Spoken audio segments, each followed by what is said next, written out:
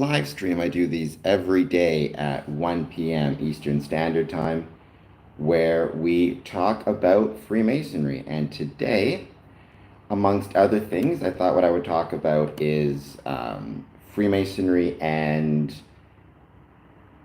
National Mental Health Month, which is that in the States. I'm not sure if it's also Mental Health Month in Canada. Actually, I should double check that, but it is that for sure in the States.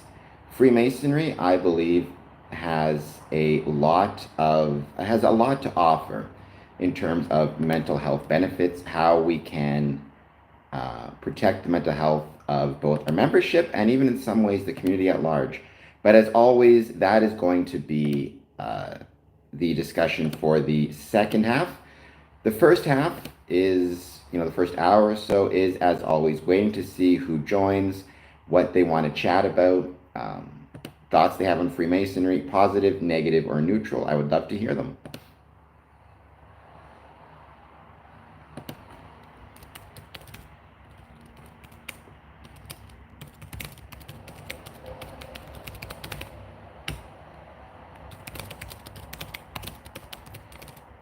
If I recall correctly, May is Mental Health Awareness Month.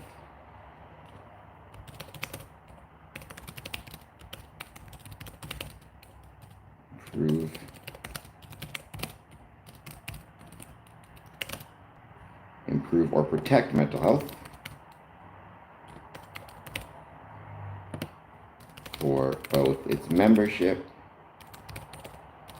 and community. I hope you'll jump in the chat and let me know what your thoughts are to that question, as well as I was saying in the start of this stream, it really is just a chance to get together, hang out, and anything we want to talk about when it comes to Freemasonry, positive, negative, or neutral, I'd love to hear it. If you are a fan of Freemasonry, as I am, I've been a Freemason since 2007, then by all means, I hope that you will let me know what it is you love about it. If you are not a fan of Freemasonry, and you have concerns about it, then by all means, I'd love to hear those as well. But let's give it a few minutes. Let's see who joins. As always, this first hour, it's just us chatting and, seeing what people are thinking. I hope everybody in the meantime is doing well, and thank you very much for being here. I had a great day. I had a meeting this morning. Should have a Masonic meeting tonight. So it's going to be a lot of fun. I actually have Scottish Rite meeting tonight. So not a Blue Lodge, but Scottish Rite.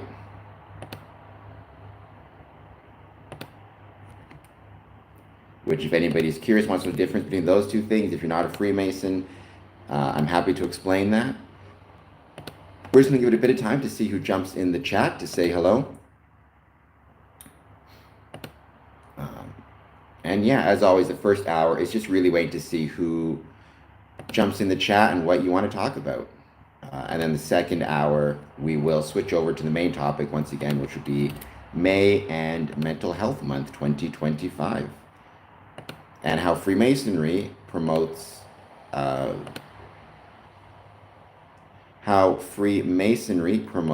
positive mental health outcomes. Hey, Dad, how's it going? Well, I mean, you provided a good example of that. You talked about this in the chat before. One example, right? Well, not just you, but a lot of people, they get older. One of the things they get concerned about is dementia, mental health issues, right? And one of the things your doctor told you to do is make sure you maintain your friendships and companions so that they can let you know if they start to notice any concerning signs. So that is a protective factor for mental health. Having people around you who can pay attention to you and who can notice if there are any mental health problems that maybe you're not seeing. Also, the necessity to maintain your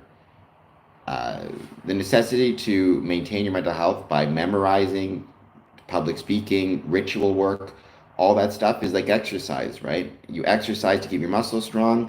You do ritual work to keep your mind strong, which is another protective factor towards positive mental health. And then just avoiding isolation, right? There are a lot of older people who are at risk of isolation. With isolation comes risks of addiction, risks of could be gambling addiction, alcohol addiction, whatever it might be, who are able to find support in and through mental health, in and through Freemasonry, excuse me, and find supports and friendships therein. So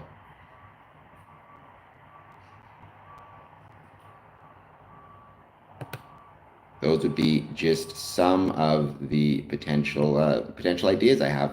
But jump in the chat, say hello, let me know how it's going. We're here chatting about Freemasonry, as I do every Monday through Friday, 1 p.m. Eastern Standard Time. Today, we're talking about Freemasonry mental health, more particularly how Freemasonry protects or improves an individual's mental health.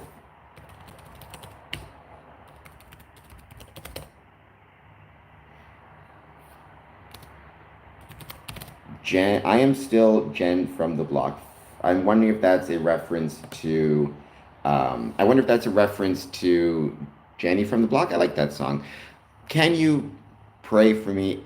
Sure, I can do so. I am still Jen from the block, and I do hope whatever disability you have that you're able to manage. I'm missing my legs, actually. I'm in a wheelchair, so I understand how challenging it can be, and I wish you all the best, and I hope that you have the supports that you need. Hillbilly, Gay Hillbilly, hello. Hello to you as well, Gay Hillbilly. I hope that you are doing well. Please take a moment. To everybody watching this, especially if it's for the first time, I hope you'll hit the like button. I hope you'll keep the hope you'll hit the like button. I hope you'll hit the subscribe button. We're here chatting about Freemasonry. Honestly, I read about that. I think I even posted something in Twitter about the heat wave in Manitoba. I'm happy to be in Windsor, not at that heat wave. But what I will say is, it's funny, casual clothing, a lot of lodges are having casual clothing days. The lodges that have dress codes are having casual clothing days in order to give people a chance to hang out. I'm missing both of my legs. I use a wheelchair. I used to have prosthetic legs when I was younger, but I preferred the wheelchair.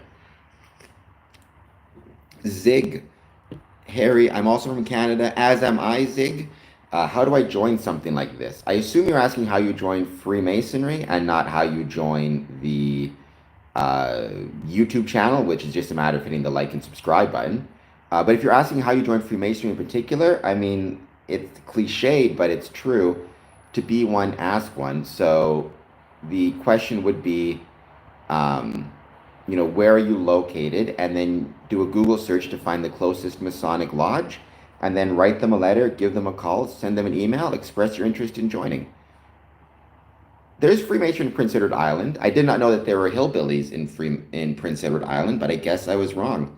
So there's a Grand Lodge in every province in Canada, including Prince Edward Island. So Zig, let me know where you're from, if that's okay. And maybe I know, at least in theory, the place to contact.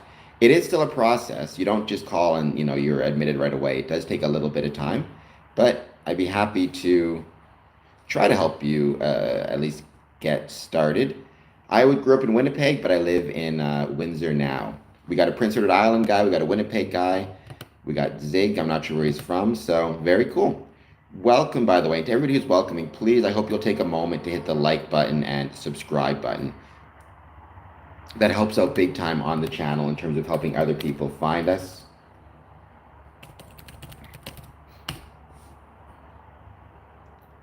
As I said, the second hour, I'm going to talk about specifically Freemasonry and mental health. But this first hour, it's really just waiting to see who finds me, who finds the stream, and what it is that you guys want to chat about. Next Monday, we have Victoria Day. That's a major holiday. I was thinking about maybe doing a longer stream that day, by the way. Okay, well, I wish you the best of luck with your surgery. I hope that it goes well. I'm sure that surgery can be scary, even if whether it's routine or not routine, I have no idea, but I'm sure that, it can be quite scary. So I wish you the best of luck when it comes to your surgery, as does everybody on the stream, I am sure.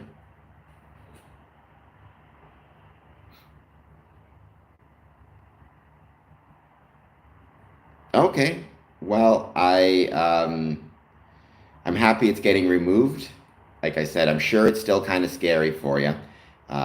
Even if it's a minor surgery or a minor tumor, whatever that means, I'm sure it's still frightening, and I have no idea if it's a major surgery or how big the tumor is, but I'm sure that it is very frightening either way or nerve-wracking. So I wish you nothing but success, and I hope that the surgery goes well.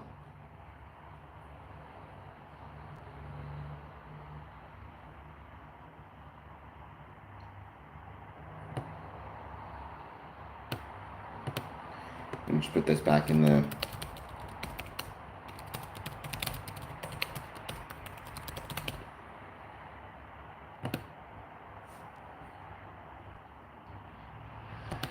I may be sharing this on some streams shortly or on some channels shortly. Okay, a little bit younger than me then, but I hope that, like I said, I hope that the surgery goes well. And I hope you'll be so kind as to everybody watching this, hit that like button and subscribe button. I'm going to be switching over and talking about my main subject, like I said, about the second hour in. Both how Freemasons address mental health for its membership, as well as how Freemasons support mental health in the community at large. England, for example, has done a lot of work in terms of the Masonic Charitable Foundation, in terms of supporting membership mental health, as well as community mental health. By the way, I hope that also, I do want to give a huge thank you to King Oscar Lodge out of Chicago for being so kind as to include Spring House Promotions on its resources page. I thought that was really special. Chicago, which is where King Oscar is located, is a second home to me. And so the fact that they were kind enough to include Spring House Promotions on their webpage really made me feel special. And makes just another reminder of the fact that truly, Chicago is a home for me. So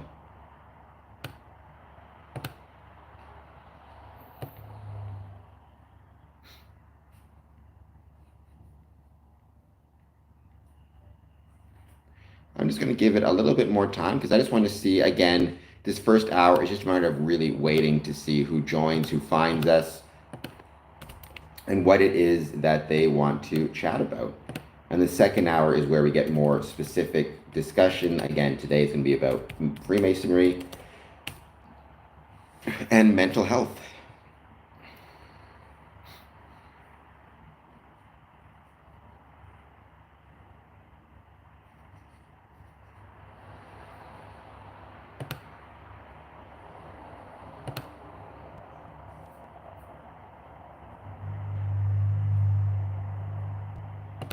And I'll be sharing this stream on a few different social media apps as well. So I hope everybody who watches this can follow me on the different apps. Facebook, Scoring House Promotions, Facebook, Twitter, Patreon, all that good jazz.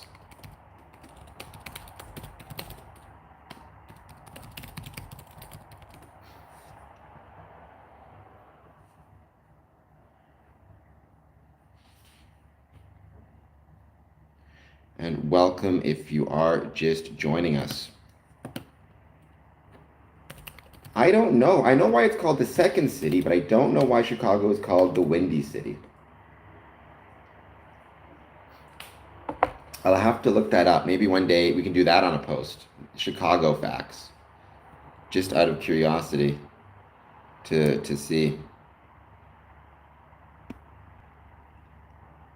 But it was called the second city because they rebuilt after a major fire that destroyed much of the city. So technically there was a first city in Chicago, and then there was a second city after the fire and the rebuilding.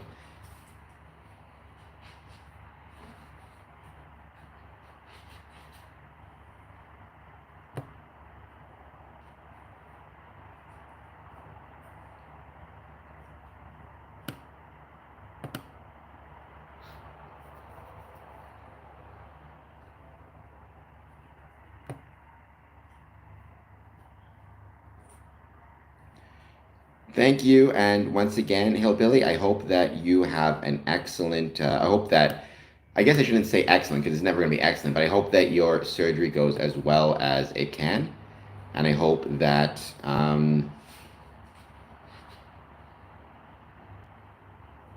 I hope that you have like I said, a successful surgery as much as it can be successful. I hope that it's a quick recovery, etc., etc.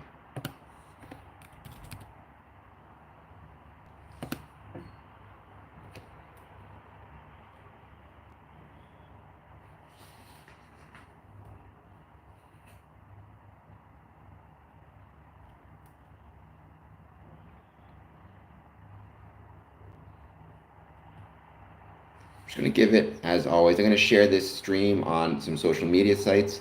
I am thinking of doing a big stream on Monday where hopefully I can do, because it is going to be Victoria Day in Canada, so it's a holiday, so maybe do like a full day stream, something to that effect. We shall see, but I think it might be kind of fun just to try something different. Once again, the thing I love about social media is the opportunity to try different things, to try new things, see what works, what doesn't work. I think that is something that also Freemasonry needs to do as well, right? We need to be willing to try new things and try different things also. Because one of the biggest dangers we can have is that we always try the exact same things. Unfortunately, our membership numbers are dropping. A lot of things in Freemasonry are dropping. And so we need to be willing to try, like I said, to try some different things, including being more embraceful of, for example, social media. Um,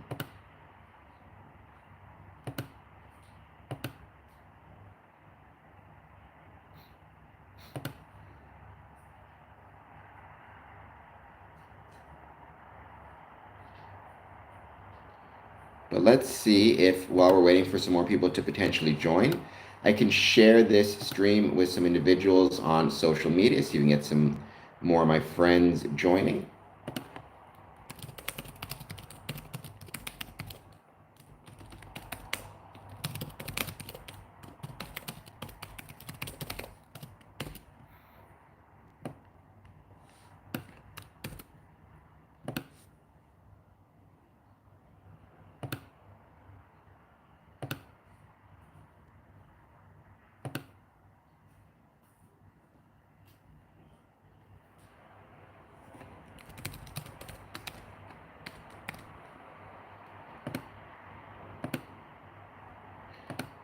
And welcome to everybody who is going to be joining us. We are going to be talking today at approximately the 1 hour mark about Freemasonry and mental health.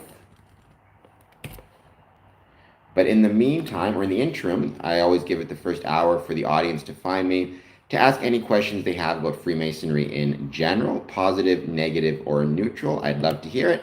I've been a Freemason myself since 2007. I don't know everything about Freemasonry, certainly, but hopefully I can at least provide my insights, what I've managed to gather in the last several years, both about what can make a successful Masonic experience for an individual, as well as what can make a successful Masonic experience for a Masonic lodge, or at least what, in my opinion, will make a successful Masonic experience. Everybody is going to define success differently when it comes to Freemasonry, as well as, I suppose you could argue, just when it comes to life in general, right? Everybody's going to define success differently. One of the things I think every Freemason needs to do when they look at joining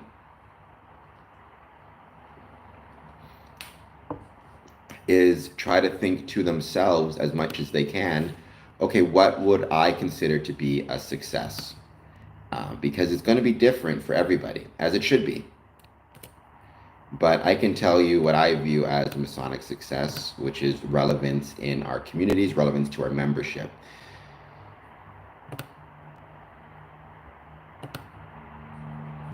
But yeah, it is, again, today's topic in particular is going to be about Freemasonry and mental health.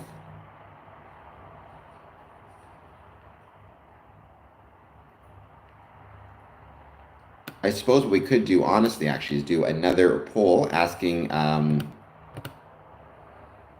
May long weekend is when people open up their cottages and others plant their gardens.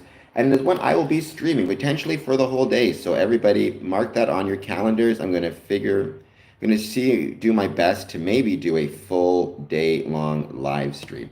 But let us do this poll question. Actually, I'll make it a quiz and I'll let you know who gets it right at the end.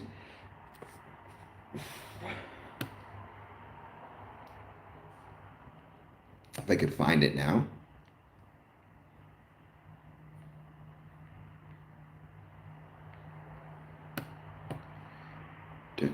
And welcome if you are just joining us. I hope that you will hit the like button as well as hit that subscribe button. Let me know how you're doing. We're doing this stream to chat about Freemasonry. So any thoughts you have on Freemasonry, positive, negative, or neutral, I'd love to hear it.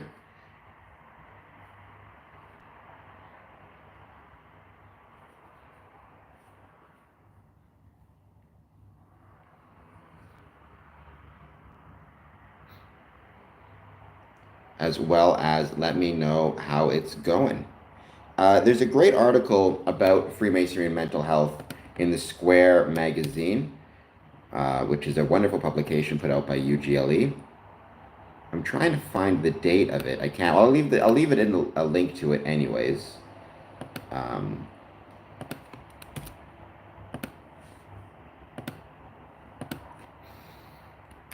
What are some ways you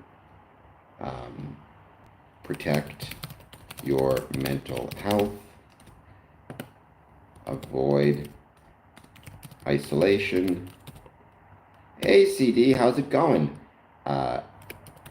Exercise.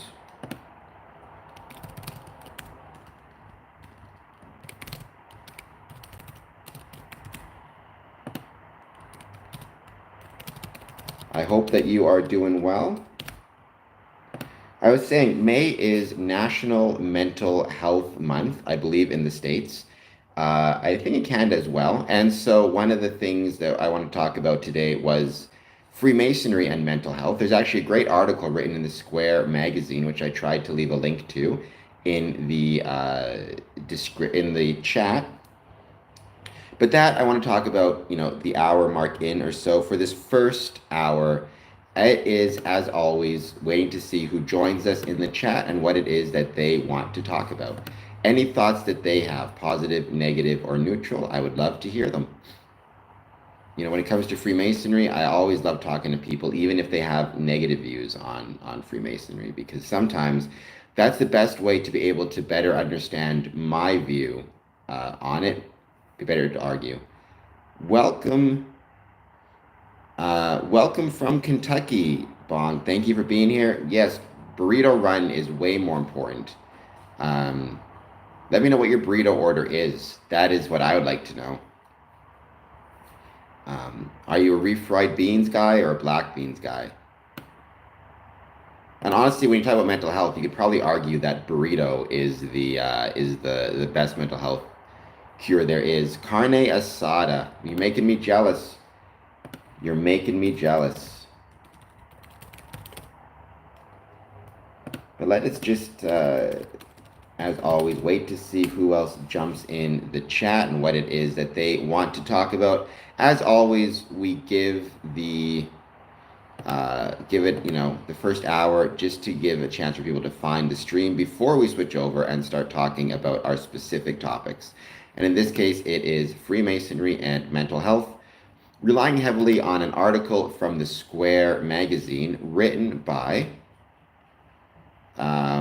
Brother Adam Mills, a 21-year-old Freemason residing in Essex, England. But, whether it's in England or Canada and the US or wherever it might be, mental health is important across the board. What are some ways to protect your mental health? Exercise got 1 vote. All of the above got 1 vote.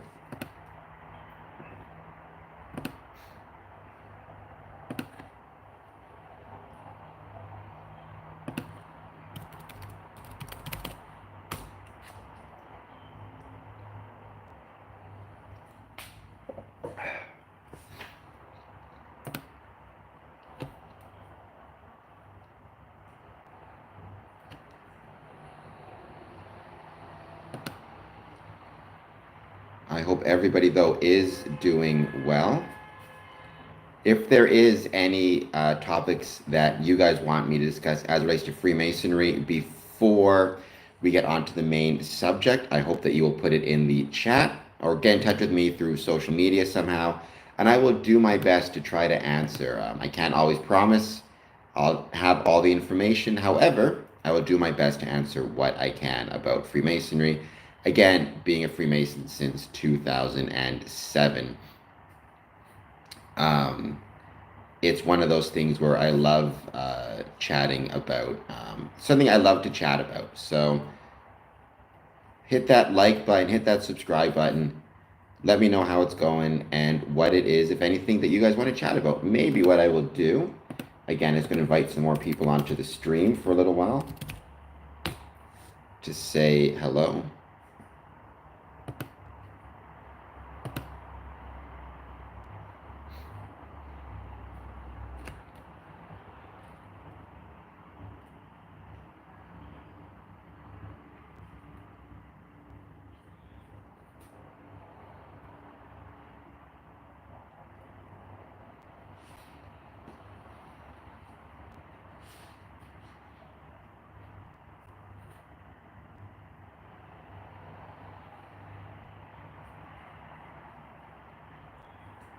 Welcome, if everybody who is just joining us. This is the Square and Compass live stream where we chat about Freemasonry. This first hour is going to be chatting about Freemasonry. Today's topic, Freemasonry and mental health. It is in the States, and I believe in Canada as well, mental health month. And Freemasonry provides a lot of opportunities to help people's mental health. And so, yeah, I hope that people will take a few moments to jump in the chat, answer a poll question.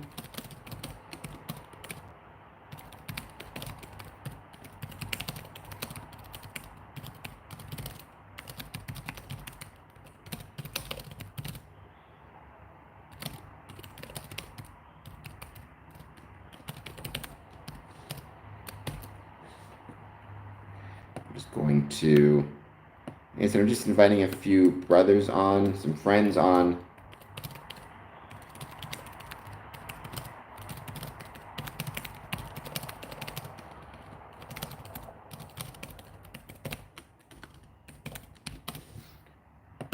Let's see if I can find the link again.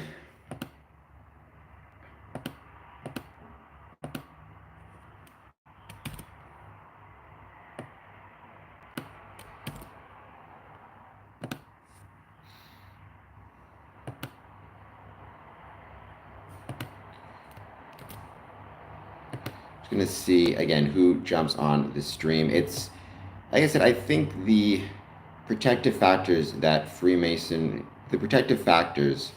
when it comes to Freemasonry and mental health is, they are, in my opinion, they are actually quite legion.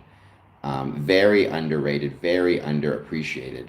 I hope that we can change that over time to make both Masons more aware of both the benefits that they provide to their membership in terms of mental health and the resources that are available for them if they need it in terms of mental health.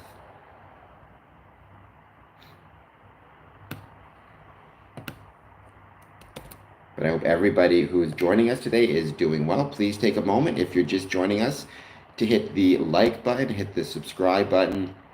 I hope that everybody is doing well. By the way, if you're from Windsor, Essex County, even Detroit, in this area, I hope you guys will consider contacting us. We are having a fundraiser here in the fundraiser at the Essex Masonic Temple, the Fish Fry. Contact me for tickets. It'll be great. Raised eyebrow, welcome. How's it going? I hope that you are doing well. I hope that you will hit the like button as well as the subscribe button. Everybody who's just joining us, but raised eyebrow, thank you so much for being here. Like I said, I hope that you are doing well. Um, Today is going to be talking about Freemasonry and mental health supports, or how Freemasonry supports mental health. Things by me are going well. Things by me are going very well. I had a great meeting this morning. I've got Scottish Rite tonight, organizing some events for June, and then we have a nice little summer break. So that will be nice to, like I said, take a little bit of a break and focus less on the in-person Masonic stuff and more on all of this jazz here.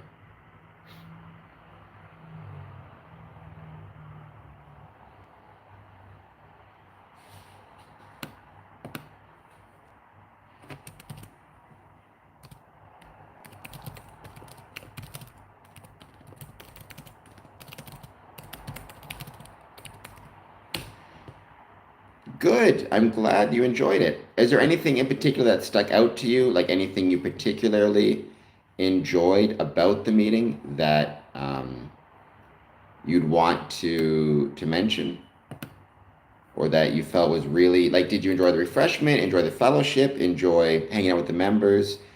Enjoy? Was there some education?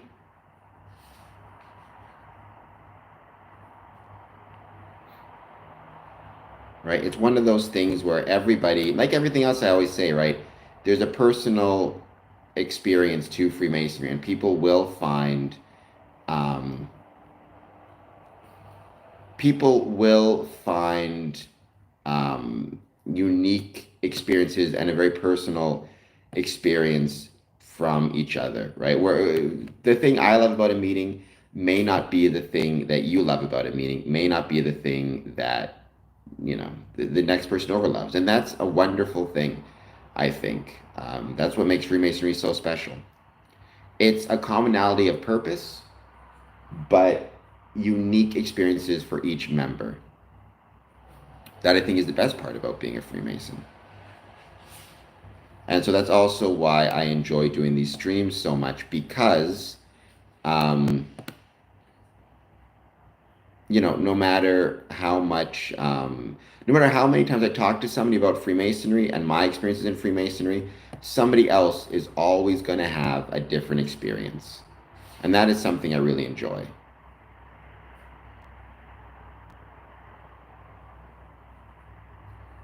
Okay, so it's a desire to learn more. That's awesome, right? I think that's a really cool part of it. And yeah, one of the things about Freemasonry, hopefully, you kind of keep your fingers crossed with this, right? Is hopefully when it comes to Freemasonry, it is able to, like you said, it's able to entice the applicant to want to learn more, right? Because Freemasonry is a never-ending journey. You're never going to know everything. I've been a Mason for approximately 20 years.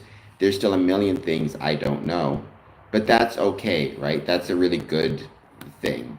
And what you want, I think, more than anything else is, and the purpose of a meeting, one of the purposes of a meeting isn't to explain everything, it's to get the applicant interested, or to get the Masons interested in returning potentially for another meeting. So that sounds awesome. And installation is a really special time as well, just in general. They're usually really, really fun meetings um, that add a lot to the Masonic experience. I love installations. I just had mine last week. I like how it was both new and familiar at the same time. Gives the impression that one can begin to see familiar things. That's a good way to look at it too. Yeah. Hopefully, you're always in kind of developing that sense of learning something new.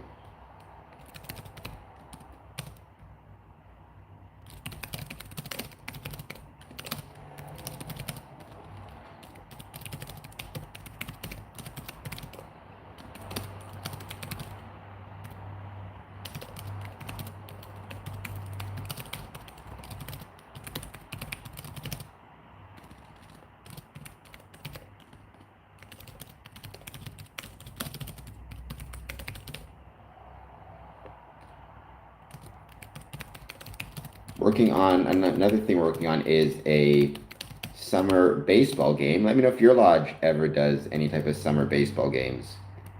or similar type of Masonic events. Baseball could be any number of things, right? Like there's a million things, hopefully, that your lodges are doing to keep things interesting. Could be baseball, could be bowling, whatever it is. I hope that you guys are looking into some of these things. Speaking of mental health, physical activity is a major way to support individuals' mental health. So we're giving it a little bit more time just to see who else jumps in the chat before I start to read Mental Health in Freemasonry. This article, again, written by Adam Mills, a 21-year-old Freemason in Essex, England. I don't have the date on when this was written, and I don't know how to check.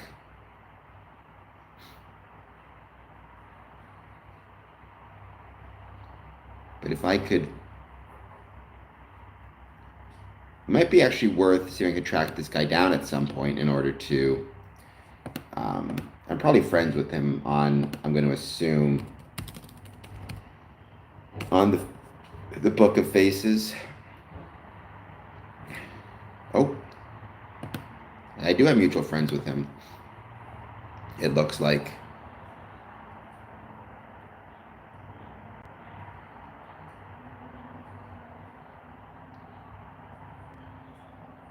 Waiting on my burrito. Well, I hope your carne asada burrito is wonderful. I will keep my fingers crossed for you. Where'd you go to get your burrito?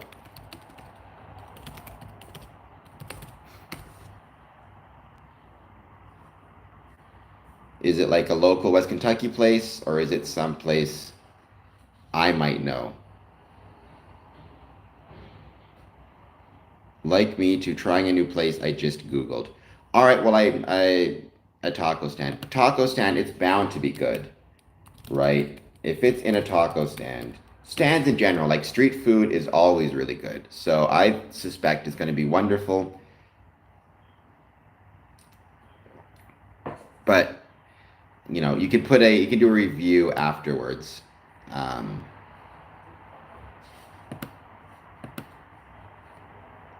But I hope everybody watching this is doing well. Please take a moment, hit that like button, hit that subscribe button if you're just new and joining for the first time. Then for heaven's sakes, taco stand, get Bong his food. He's famished. We don't want the poor man fainting or anything.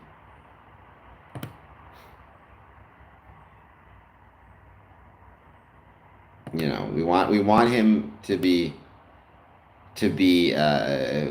he needs his strength for his Masonic commitments.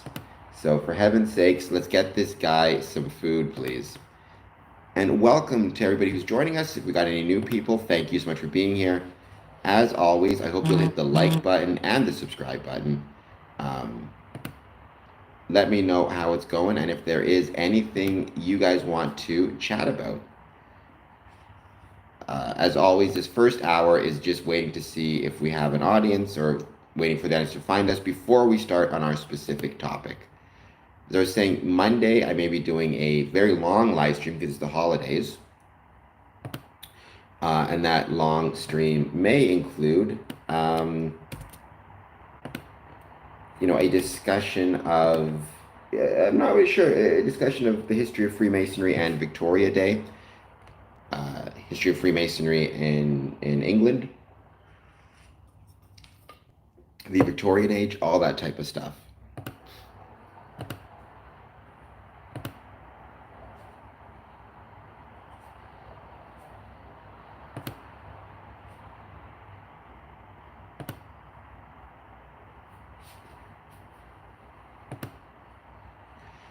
Let's give it 5 more minutes before we start talking about our specific, our specific topic today.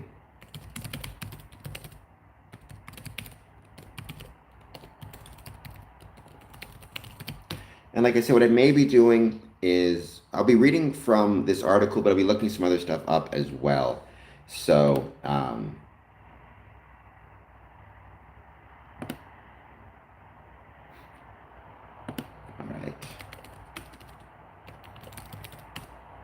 May Mental Health Month.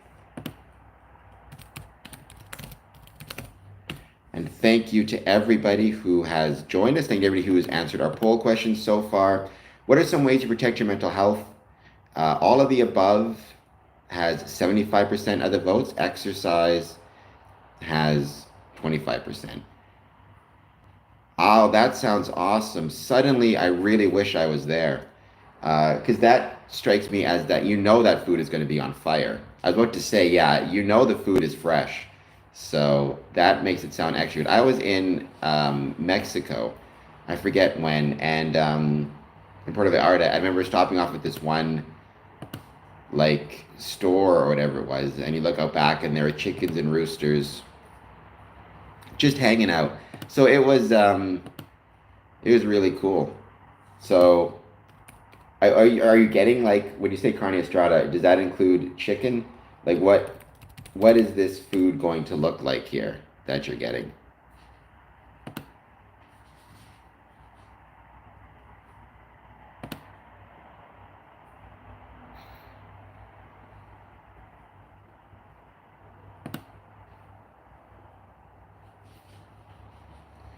Chicken, beef, and shrimp.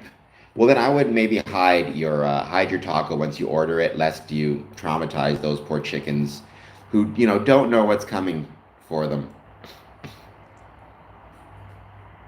Although chicken, beef, and shrimp, that sounds like a Noah's Ark of food you got rocking out there.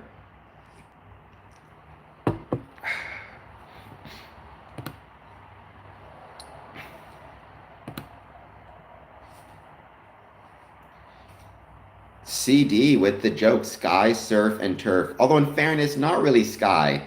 I mean, I'm sure that the chickens would appreciate you having such faith in them, but I don't think those chickens are flying very high off the ground. If it was like, are there any birds that, like, it was like pigeon.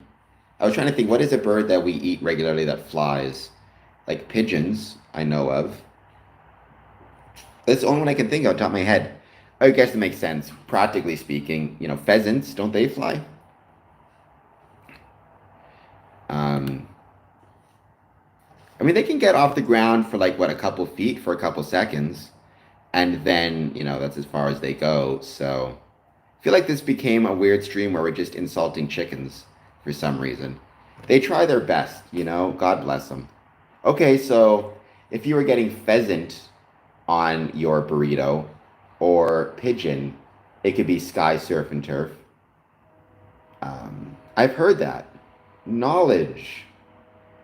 It's a secret, Courtney. It's a secret. How many light masons take to fix a light bulb? It is a secret. So, that's my answer to that. All right, I'm going to start on today's topic, which is, once again, Freemasonry and mental health.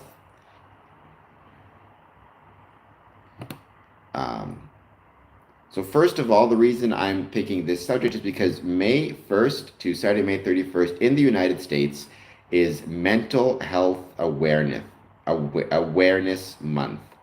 Mental Health Week in Canada was actually May 5th to May 11th as well. Right, and so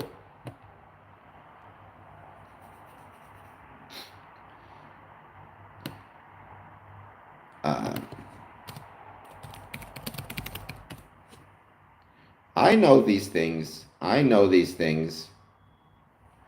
So if you go to Mental Health America, they actually have a whole toolkit to talk about this stuff. Mental Health Month. Mental Health America founded Mental Health Month in 1949 and has led the effort every May to promote mental health nationwide. They have an action guide. They have stories. I'm not going to, share in green. I'm not going to talk a ton about that right now. Instead, I'm going to talk about mental health and Freemasonry. This, again, is an article that was written for the Square magazine by a 21-year-old Mason out of Essex. And he starts it, I have been asked by the Provincial Grand Almoner of Essex to produce a paper expressing enthusiasm to present the idea of mental health awareness and develop what we can do as a collective to help those who are at risk, are affected, or have dependents who are affected by mental health issues. My name is Adam Mills, and I'm a 21-year-old Freemason currently residing in Essex, England.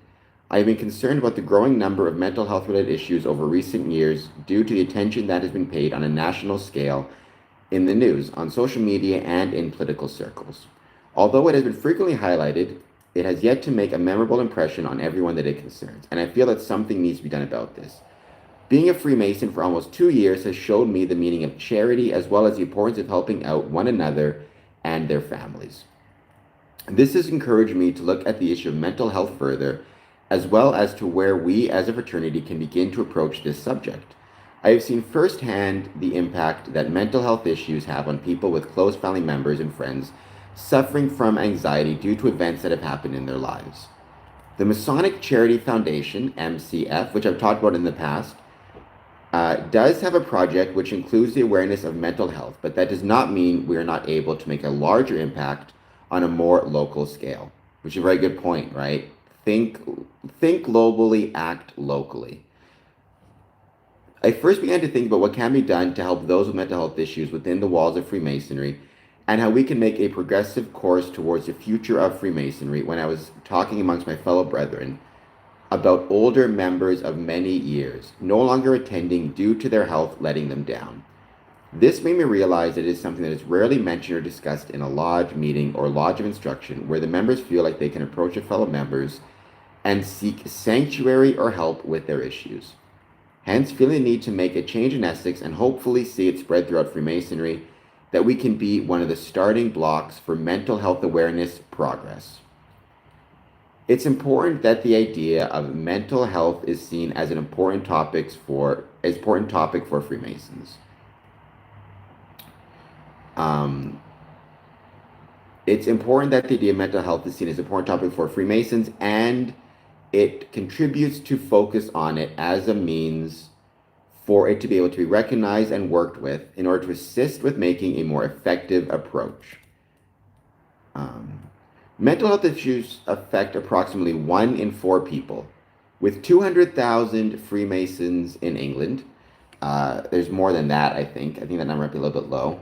Ranging all ages, that means a potential of 50,000 members are at risk or currently affected. And so if you look at that in any, if you assume the 1 in 4 number to be correct, and I agree, spirit, health is wealth. If you look at that 1 in 4 number to be correct, then you look at, say, Ontario, we have approximately 29,000 members in Ontario. So, 25% of those may be experiencing mental health challenges.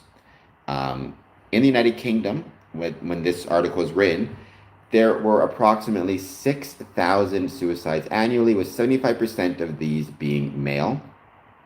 It was the biggest killer of men up to age 49. Freemasonry is a majority male-based organization. So, and this is true for everywhere, right? In the States, in Canada, to my knowledge, men are, I think, 75% more likely to successfully, or not successfully is not the right term, but are more likely to die by suicide than women, as well as more likely to end up in jail for that matter. And so, does Freemasonry have a role to play in reaching out or providing members with a safe space to express their feelings, or just providing a space where they can come, be around other people, and not think about kind of whatever it is that is causing them these challenges? I think sometimes what Freemasonry provides more than anything else is just a space to be with other people, which can be incredibly beneficial for mental health needs, right? Like, if you are, heaven forbid, contemplating hurting yourself or contemplating doing something terrible,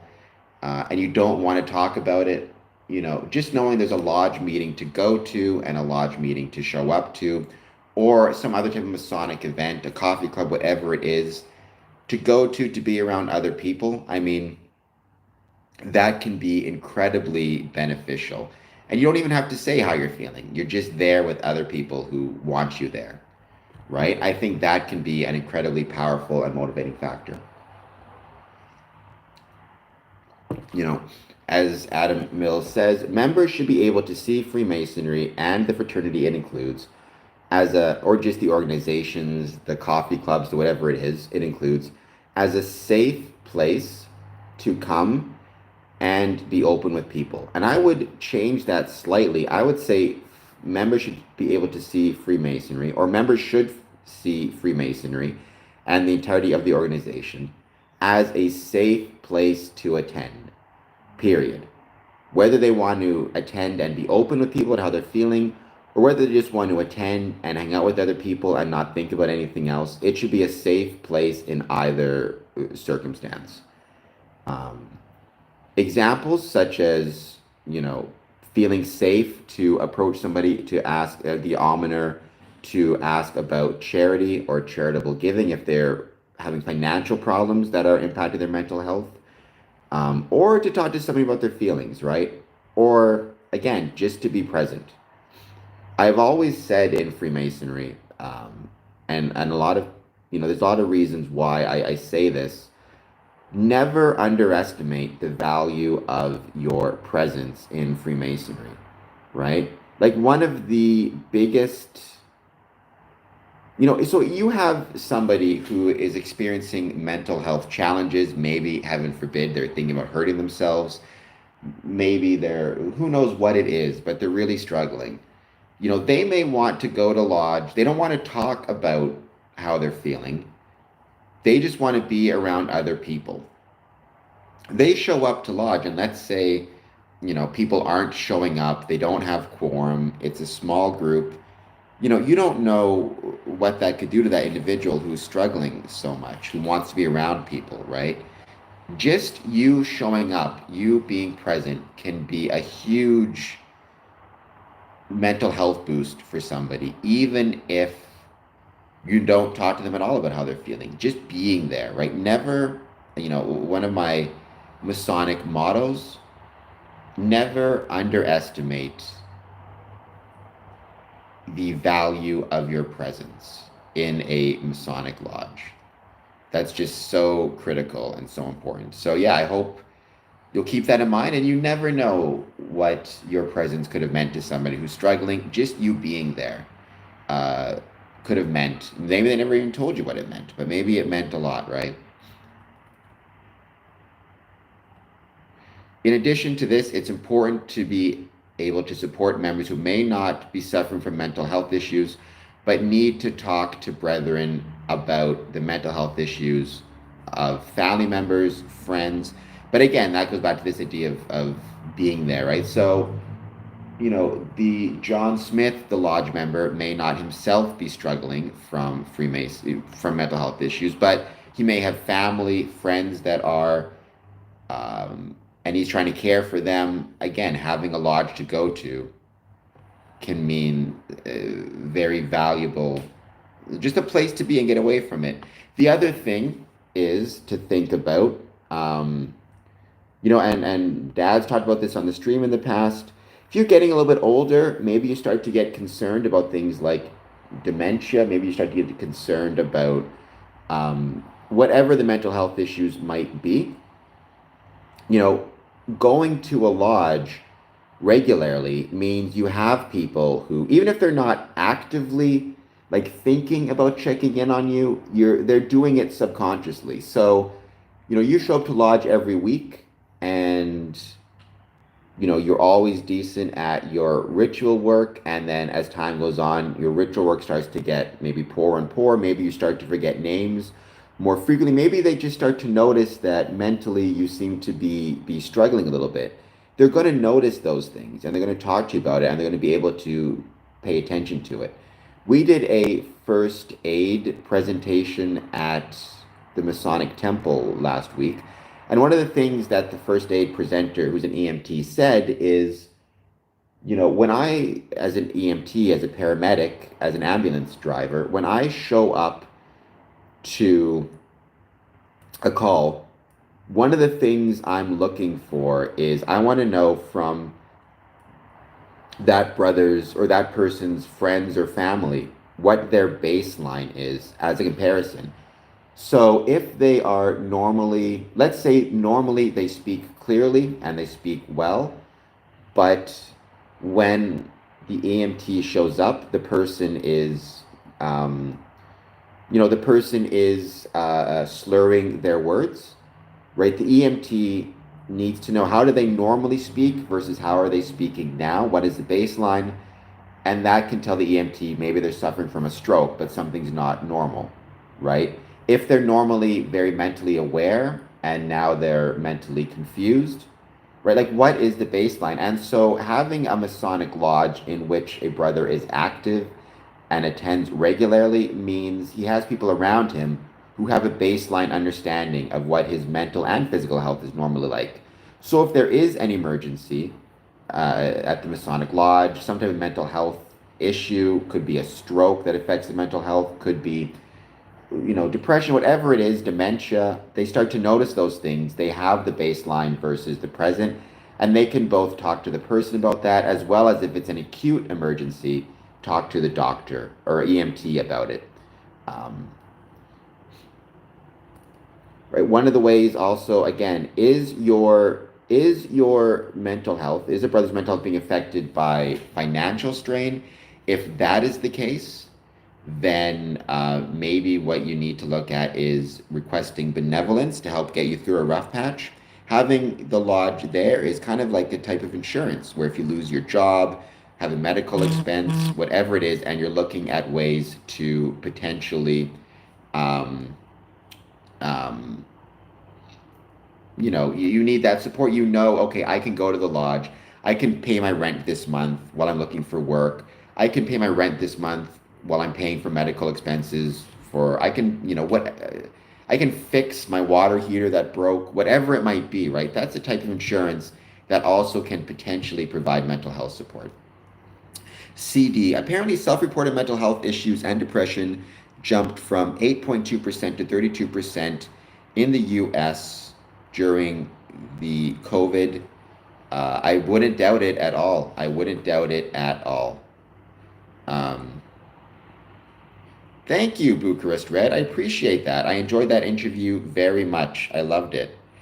Interesting knowledge, Courtney. You ask a really valuable question there, um, which is, and this kind of fits into the topic. By the way, Bucharest Red, welcome. It's wonderful to have you back. Um, and Bucharest Red, you can let me know what you think about this CD. Anybody who's a Mason can let me know what they think about this. You have somebody who's interested in joining, but they have, and you know of this because maybe they tell you they have it, maybe somebody else tells you, but they suffer from some type of mental health disorder. Let's say one that's more, I guess they're all serious, but one that's more acute, so schizophrenia, bipolar, whatever it might be, right? How do you treat that application? So, this is my opinion. I speak exclusively for myself. Um, Freemasonry should make no discrimination towards somebody, whether they have mental health issues or physical health issues or a combination of both. Having said that, it is incredibly important to me that when somebody joins Freemasonry, when they sign the form, they understand what they are joining and they are doing so of their own free will and accord. If, for example, they have schizophrenia, let's say, and they have voices in their head or they're suffering from hallucinations telling them that by joining Freemasonry, they are going to unlock the secrets of the alien forces or become rich and famous or whatever it is, I would say they're not joining of their own free will and accord. It's the disease, forcing them to join, basically, through their delusions. So what I would say, this is why I've talked in the past, and I know a lot of people disagree with me. I think part of the application process should include health forms where you ask people about their any health issues, including mental health issues. And if they say, for example, I was diagnosed with schizophrenia, whatever it is, you ask them things like, okay, are you taking medications? Um, are you, are you joining because your schizophrenic beliefs or you have delusions about what we are, or are you joining not for those reasons, right? It's not, there should never be, I firmly believe in this, and I know some people disagree, there should never be anything that an applicant has ever done that disqualifies him automatically. I don't care what it is. That includes crimes he's committed, that includes physical health issues, mental health issues, credit issues. I don't think there should ever be anything disqualifying off the bat, but I think the more information we have, the better. So Rondo asked, can you ask those questions? I guess I'd say talk to a lawyer, talk to, a lawyer about that. What I would say, to my understanding, this isn't giving legal advice, by the way, is we can ask any questions that we want, but we cannot force an answer to the question, right? So we cannot, we can't say you have to tell us. But having said that, first of all, if it's self-disclosed, then it's self-disclosed, whether that's criminal record or whatever it is, right, or mental health issues. Second, you may be able to, you're never able to diagnose. You should never diagnose yourself or anybody else if you're not a doctor and talking to the person. But you may be able to tell when talking to somebody there's something a little bit off or whatever it is. But I just think, I've talked about this before, the more information we have about a applicant, the better. And again, if an applicant is joining, but they are not mentally capable of, let's say, signing a contract, right? You have to, not even a contract, signing an application, you have to keep that in mind. Like, for example, let's say their mental health issues are such that they have a power of attorney, right? In theory, that power of attorney would be the one who would have to sign an application to join any group, even to join like a gym, right? Depending on the nature of the mental illness, et cetera, et cetera. So I think, because again, like, you can ask them to sign, to fill out a medical form, but you can't force them to, right? They can turn around and say no, and then the lodge can decide, do we want to proceed? Are we concerned? I think, to me, Rondo, the biggest thing of asking the question, right? So that's why, right? So when I say, like, I think the biggest thing, Rondo, would be just explaining to people why we're asking the question. So, for example, if I'm asking somebody for health information, both physical and mental health information, right? Explain to them in advance, okay, the reason I'm asking for your physical health information is I want to know, for example, if you have challenges sitting for a long period of time, because some of our meetings can go for 2, 3, sometimes 4 hours. And if you have trouble sitting for that period of time, we can have you sit next to the door. So if you need to get up and walk around, you can just quietly leave, don't have to ask for permission. And I'll know what's going on. The lodge will know what's going on, or the master will know what's going on, and you can walk around without issue, right? If you have trouble standing for a long period of time or walking, sometimes our rituals require standing for or kneeling for, a couple minutes at a time. We want to know, in advance if maybe we need to have a chair behind you. So if you need to sit down, there's a chair ready for you to sit down, because we don't want to make you uncomfortable having to stand for a long period of time. And we talked about this in our first aid session, if, heaven forbid, you have some type of medical issue in lodge, maybe you faint, maybe you have a heart attack, maybe you have a stroke, and you're not able to communicate, we want to be able to tell the paramedics who show up, we know he has these medical conditions, we know he's on these medications, because the EMTs may need to know that, or may need to tell that to the hospital when he gets there, and that could mean potentially saving his life. And as Bucharest Red said above, we're asking about your mental health capacity issues as well, because as an applicant, if you are not able to understand the obligations you're undertaking, or you don't have the capacity to sign an application, then we want to make sure we're not taking advantage of you. And you're signing this not because, again, you don't have the mental capacity to sign it, but you're signing this because you genuinely understand what Freemasonry is and what you're signing. So I think it's just a matter of being honest and explaining it, and then asking, which you're always, I'm allowed to go on the street and go up to people randomly and say, do you have medical issues? But they don't have to answer me, obviously. That's the difference, right? To my knowledge, to my understanding. Take it for what it's worth. No, so again, Courtney, I think that goes to what I was saying before. I don't believe anything should ever be automatic disqualifying, including mental health, physical health, whatever it might be. Because again, as Courtney says, maybe it's controlled by medication, right? Maybe, in fact, maybe they're being encouraged to apply for these programs by their mental health professional, by a psychiatrist, because the psychiatrist believes that having them attending lodge regularly will help them with their mental health issues, right? So all of those things need to be kept in consideration. It's just a matter of having the knowledge so we as Masons can protect them and ourselves, if that made any sense. Z, welcome. Thank you so much for being here. We're talking about Freemasonry and mental health, how Freemasonry helps people's mental health and encourages positive mental health. We had a question above, by the way, if somebody is, and let me know what you think. I kind of gave my opinion. And Bucharest Red, it's great to have you.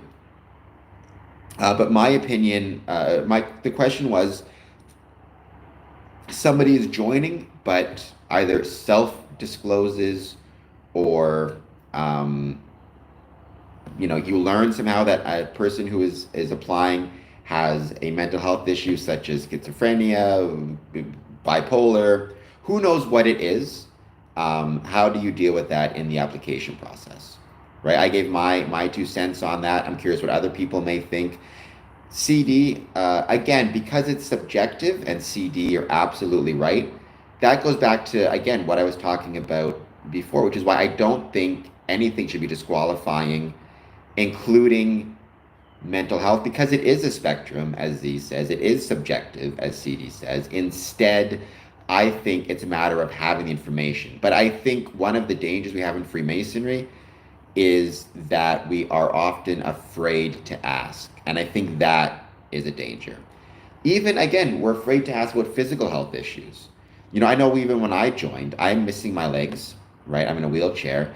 And there are parts of ritual that requires kneeling, that requires kneeling, that requires, stepping. And they were some Masons that felt like sometimes were afraid to kind of talk to me and ask me about like how much can I do, what can't I do, how can I move around in such a way as to make things work. And yeah, I think it's better to have the info. And again, let's say somebody collapses in lodge, and they can't communicate, and you call the doctors, you call the paramedics to come and get them, and you don't know what medications they're on, you don't know what medical health issues they have, you don't know who their emergency contacts are because you never asked. That's information the paramedics no longer have to be able to give to the doctors, and that could mean the difference between their life and death. Or again, somebody tells you at the application stage, I have, let's say, schizophrenia. 5, 6 years later, they start to demonstrate some problems, some issues. They start to act different. Their mental health issues from the past. Maybe you can talk to them about it and say, you've expressed you've had problems with these things before. Are you taking your medication? Are you seeing your psychiatrist? Because we're noticing some issues and it's concerning us. So breaking the obligations, that wouldn't be an issue for the applicant when he's joining, because he couldn't break Masonic obligations before he's a Mason, but once he joins and he breaks them, even then, though, it shouldn't be disqualifying in the sense that that means an automatic removal. I'd have to know what he did, what caused it, and is there another way that it can be dealt with? Can it be a letter of reprimand? You know, you're not going to go right to removal necessarily. Spirit, yeah, I think nothing should be disqualifying. I think different things should have very high bars. So let's say John Smith shows up because he wants to join Freemasonry and he murdered somebody, or pick the most heinous crime you can think of. I can think of a few. You know, the most heinous crime probably would be a crime involving children. And he comes to you and, you know, he says, 25 years ago, or let's say 30 years ago, I committed this crime. I spent the last 25 years to 30 years in jail. I was released from jail. While I was in jail, I did these programs,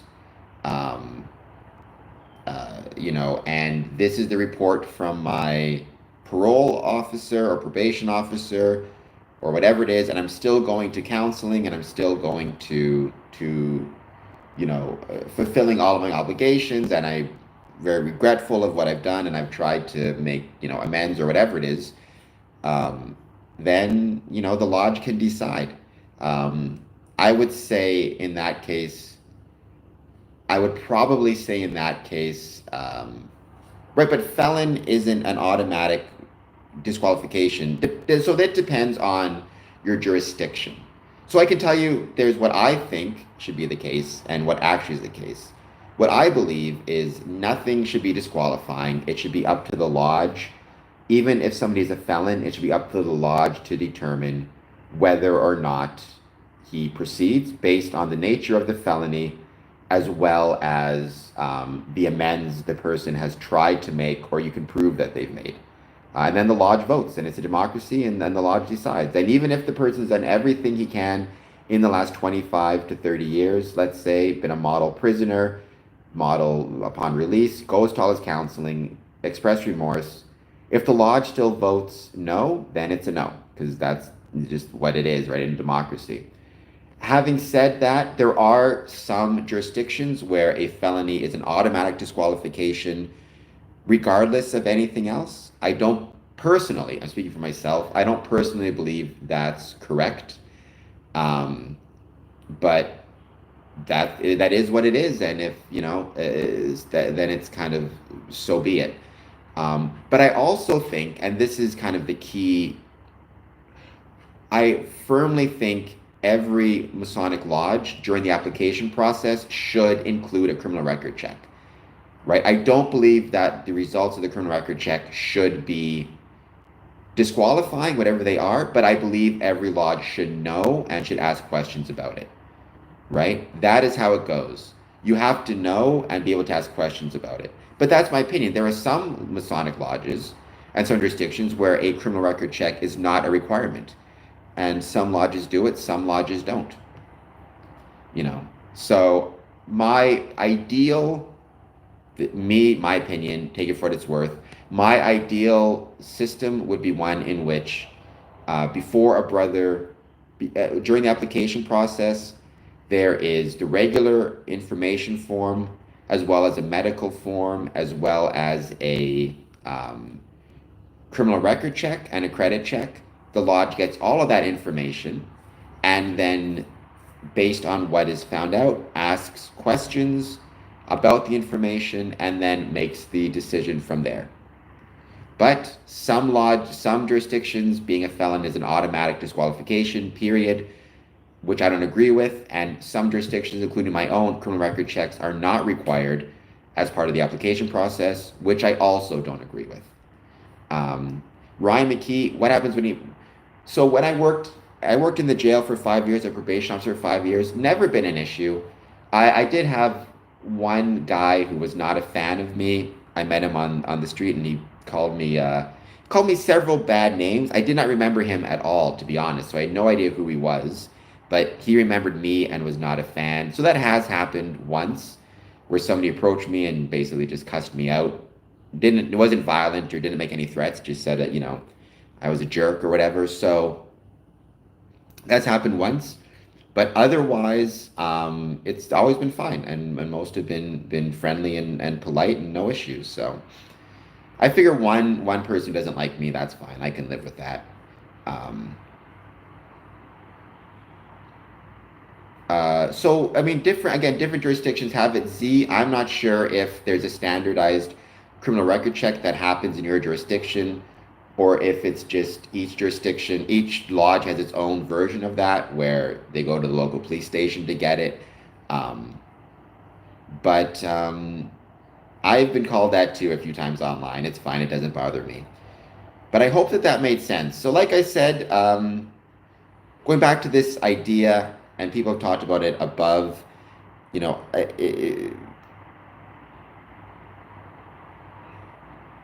a person should carry with them their medical problems, and yes, they should, and I've encouraged every member of my lodge to do so. But if for whatever reason they don't, I think what we should do is require lodges to keep some type of information about that. So if they've forgotten, if they don't have it, we know, right? But when you say they did a background check on you, I'm curious, is it like, I forget your jurisdiction, forgive me. Is it, one form that's the same across the entire jurisdiction, so every lodge has the same form?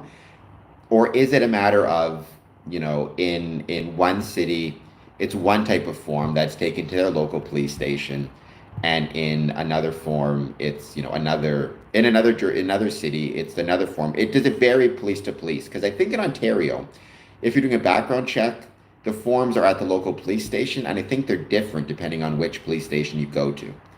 I forget for sure. I'm just curious. Alabama, that's right. Bama. Um, isn't it a sponsor's responsibility to know all about the applicant's history? That's a really good point. I mean, yes and no. So this goes to ideas of things like privacy and things of that nature, right? So what I mean by that is, I go to lodge, I want to join, they try to find two sponsors for me. Maybe the applicant, because again, you can say, because obviously when you're asking about medical info, criminal record checks, I can understand the privacy concerns associated therein and not wanting an entire lodge to know. So I can understand maybe trying to set up a system wherein you say to yourself, okay, before the application is signed off on by two sponsors, those sponsors need to gather all of the relevant information that I discussed: credit check, criminal record check, health information, and all the personal info, tombstone info, address, date of birth, etc. Then the sponsors can be the ones to ask about anything that may pop up on these forms: mental health, physical health, criminal record, whatever it is. And then the sponsors can decide, okay, are we going to sign off, yes or no? And if the sponsors sign off, that can be taken by the lodge as being a matter of, okay, we trust that the sponsors asked all the necessary information. The fact that they signed off means either there are no concerns or the concerns have been adequately addressed. And no information as to criminal record or the nature of the criminal record or medical info gets shared beyond that, except in a file that's kept under lock and key in the secretary's office. Or do you do a thing where, because here in Ontario, in most jurisdictions, there's the sponsors signing off, then there's a committee of inquiry of 3. So is it that information, that sensitive information, is shared first by the sponsors, or first to the sponsors, then to the committee of 3? Each step reviews it, asks any questions they have, and then if the sponsors sign off and the committee of 3 signs off, then the lodge goes, okay, again, we can, based on this, assume either there were no issues or any issues were adequately addressed by the committee of three and the sponsors, and we're going to trust their judgment in this situation. And then again, all the information is kept under lock and key by the secretary. Um, so, it's tough. Who asks? Who knows? I can recognize and understand that, and maybe I think the reason why a lot of grand lodges are very hesitant to require background checks, to request medical info, to request credit info is because, it is sensitive, and who gets to know that information, and could it scare off potential applicants? But I think that there are ways that it can be done where that information is not shared beyond where it's absolutely necessary, and as a consequence, the lodge is better able to both create a good experience for the applicant, have confidence and faith in the applicant's ability to successfully manage the Masonic experience. From a mental health perspective, we understand the applicant is of sound mind in the sense that he understands and knows what he's signing up for, and you don't have to worry about things like power of attorney. And yeah, that is my humble opinion. I just did my criminal background check. I agree. I like that those three words there, knowledge. Just be honest. You are going to save yourself so much hassle if you're just honest. I used to give this when I worked as a probation officer and in the jail. One question I used to get sometimes was people who had criminal records would ask me, can I cross the border because we live in a border town? And I said, you can try. I said, it's up to the border guards at the end of the day. I said, just be honest. If they ask you, do you have a criminal record? Don't lie, because if you get caught in a lie, you're in a lot of trouble. Just be honest. Tell them what, yes, what happened, whatever it is. Just be honest. And that's all you can do. And just go from there.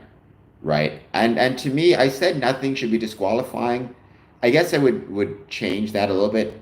The one thing that should be disqualifying is lying on an application to Freemasonry. So if we're again, this is my opinion, I don't believe a criminal record should be disqualifying, but I believe if the lodge asks you if you have a criminal record and you respond no, and we find out that's a lie, I think that should be disqualifying. So that is my opinion on that. By the way, I hope everybody who is watching this is doing well.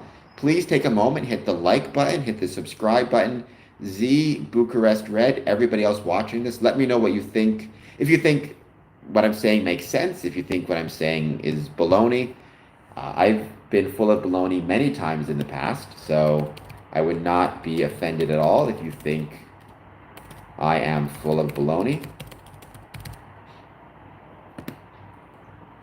All right, I put down, by the way, also Z Bucharest Red. I'm not sure if you guys know about this, but I do have a Patreon, patreon.com/square and compass. I'd be honored if you guys would be so kind as to support me on Patreon. You can do so for free. Don't have to pay any money.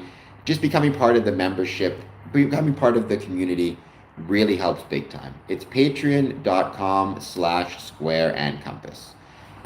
So going back to this idea of Freemasonry and mental health, and all the different ways I've talked about that Freemasonry can and does support mental health, provides a protective factor for mental health, by keeping people out of isolation, giving them somewhere to go where they can be monitored and watched by brothers who know their baseline mental health and can compare it to changes. A place to be. Again, one of the things, I do think this is sometimes a mistake that is made, and this is my opinion, we sometimes overestimate the importance of talking about something and underestimate the importance of just being present. So again, if you as a Mason are struggling with your mental health, you don't have to go to a lodge and talk about it, but just going to a lodge and being with people might be what you need. Again, they don't even have to know, your brothers have to know necessarily that you're struggling. You don't have to tell them that. You can just say, I just want to be here around people. And to every Mason who thinks to themselves, like, I don't really want to go to lodge tonight, maybe, first of all, negative action is a real thing. Sometimes doing the thing you don't feel like doing can be the best thing for you to do. If you want to isolate yourself and be alone, that might be the best time to go to a lodge. I've found that often the case for me when I least want to go to a lodge and be around people because I want to isolate because my brain is, being a douchebag towards me. That's the time when I should go out and try to be around other people. Um, but to the people who, you just, maybe you're doing well, you're happy, you just don't feel like going out to lodge, you want to stay home, watch TV. You don't know what your presence can mean in the building, in the lodge room for somebody else who is struggling from mental health. Keep that in mind. I have no idea. I'm gonna look into that. Let me check that out because now I'm really curious. Freud. I don't think he was, but I could be wrong. Oh, he was a Freemason. He's a member of the Jewish Freemasonry organization B'nai B'rith. Interesting. Okay, I learned something new. Very cool. Thank you for sharing that, CD. Mental health does impact a large portion of the population. You're absolutely correct. A large portion of Masons as well.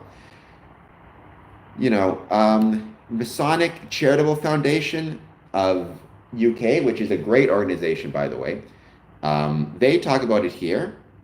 They have, if you go to their website, right off the top, you see, if you are experiencing thoughts of self-harm or suicide, it is essential that you seek immediate assistance. Please reach out to Charity Mind, who can provide you with the necessary support to ensure your safety. And then if you click Get Help Now, on this, it goes you right to crisis resources and emergency advice. We can help Freemasons and their families access mental health support if they are feeling down, have symptoms of depression, anxiety, stress, or other mental health concerns. The service is run by an independent team of professional counselors who are registered and accredited by the relevant professional bodies. After an initial telephone assessment, counseling sessions may be available either over the phone or face-to-face. If counseling sessions are deemed inappropriate following telephone assessment, we may be able to consider alternative supports such as cognitive behavioral therapy, which is something I was trained in through my past jobs. Cactus Man. Hello, Cactus Man. I hope you are doing well. I hope you'll be so kind as to hit the like button and subscribe button if you're not subscribed. Answer our poll question and let me know if you have any questions about Freemasonry. Positive, negative, or neutral. I'd love to hear them.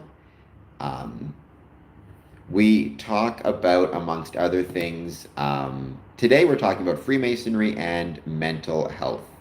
Why I think it is so, one of the things I'm always trying to promote and push and fight for Freemasonry, and one of the biggest reasons is because I believe truly that when it comes to the world, Freemasonry makes the world a better place. And I think that means, amongst other things, that means it helps and improves people's mental health. So, and I think in 2025 especially, we need to be willing to support each other's mental health. And anything that does that is something we need to be promoting and supporting as much as possible. So please hit that like button, hit that subscribe button. Let me know how you're doing and if there is anything, again, that you want to talk about when it comes to Freemasonry. After initial telephone assessment, counseling sessions may be available either over the phone or face-to-face. We worked with our external provider, Vita, to create a diagram illustrating mental health supports for adults. So again, the idea that you have a Masonic organization offering mental health support for Freemasons and their families, whether they're feeling down or have symptoms of depression, anxiety, stress, or other mental health concerns. I think that is pretty incredible. And you can see, I'm going to see if I can share this on the screen. Give me just 1 second. And I guess I'm just going to turn the camera around to show this on my laptop. Oops. Masonic Charitable Foundation. You have the Masonic Charitable Foundation Inquiry and access to support. 24/7 contact, assessment and risk management, treatment provided virtually or in person, resolution and prevention. And I wish more Masonic charitable foundations, charitable groups around the world provided these same supports. The fact that you can, as a Mason or a Masonic family member, contact somebody 24/7 if you're experiencing any type of symptoms of mental health issues, mental trauma, is really special. You know, Mental Health America, if you're an American Freemason, has a lot of resources available. Let me share that. I'm going to share a few of these links, which I hope that you guys will maybe share with your own Masonic lodges. This is MCF and MHA. I could find this now.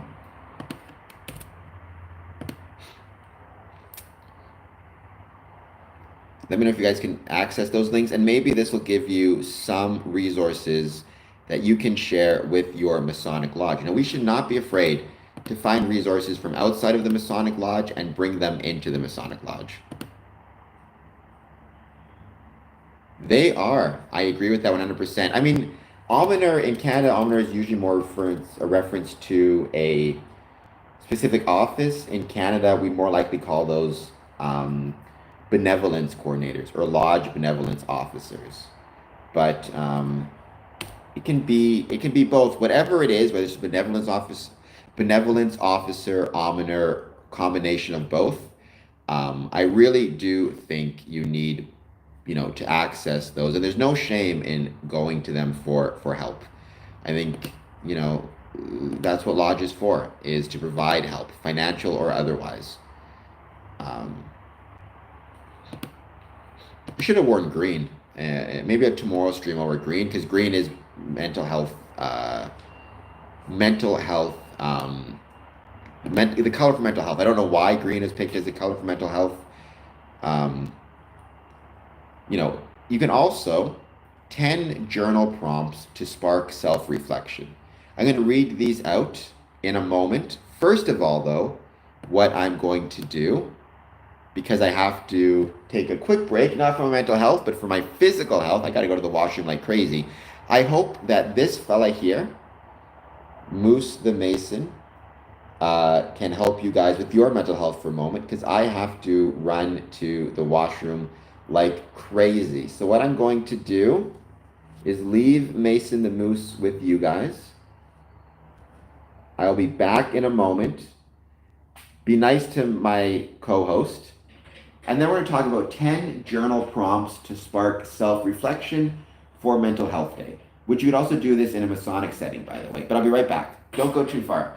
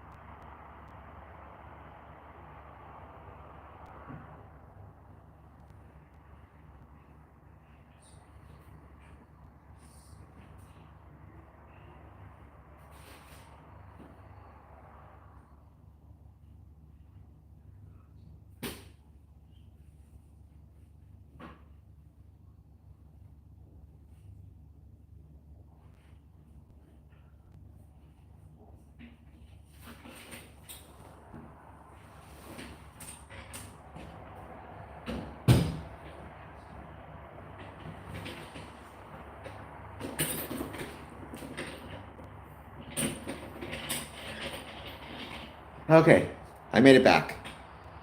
Thank you, Knowledge, I did my best to be not too long. but to get back here soon. All right. So again, one of the things that we as Masons can do to support our mental health is journaling. And you can journal about Freemasonry specifically. Thank you, raised eyebrow. Yeah, the service I mentioned specifically is in England, the mental health support. But having said that, my assumption, it doesn't say we help, UGLE Masons. It just says we help Masons and their families. So if you ever need to call somebody, and it's 24/7, so, time zones aren't an issue, hopefully you can maybe contact them for mental health supports.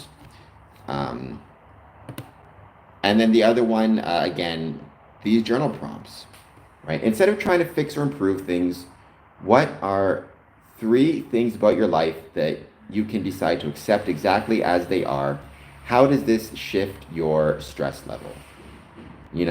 There are things we can fix, and we should try to fix them, but also we have to accept we can't fix everything. We can't fix other people necessarily. That's going to cause a major deal of stress, right? Not everyone has an easy time being positive, and it can be especially hard if you're already not feeling a great place mentally. So rather than listing things you're thankful for, jot down some things you don't have and are glad you don't have or have to deal with. Was this an easier way for you to think? Does this help you see things differently? So for example, if you're feeling upset, you could always say to yourself, yes, one thing I don't have is I don't have an empty refrigerator. I have food in my fridge, right?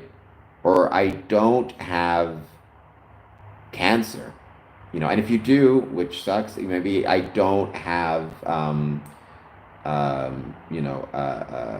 the cancer is at whatever stages, right? Like you can always, this was talked about in previous like Stoic idea, which is,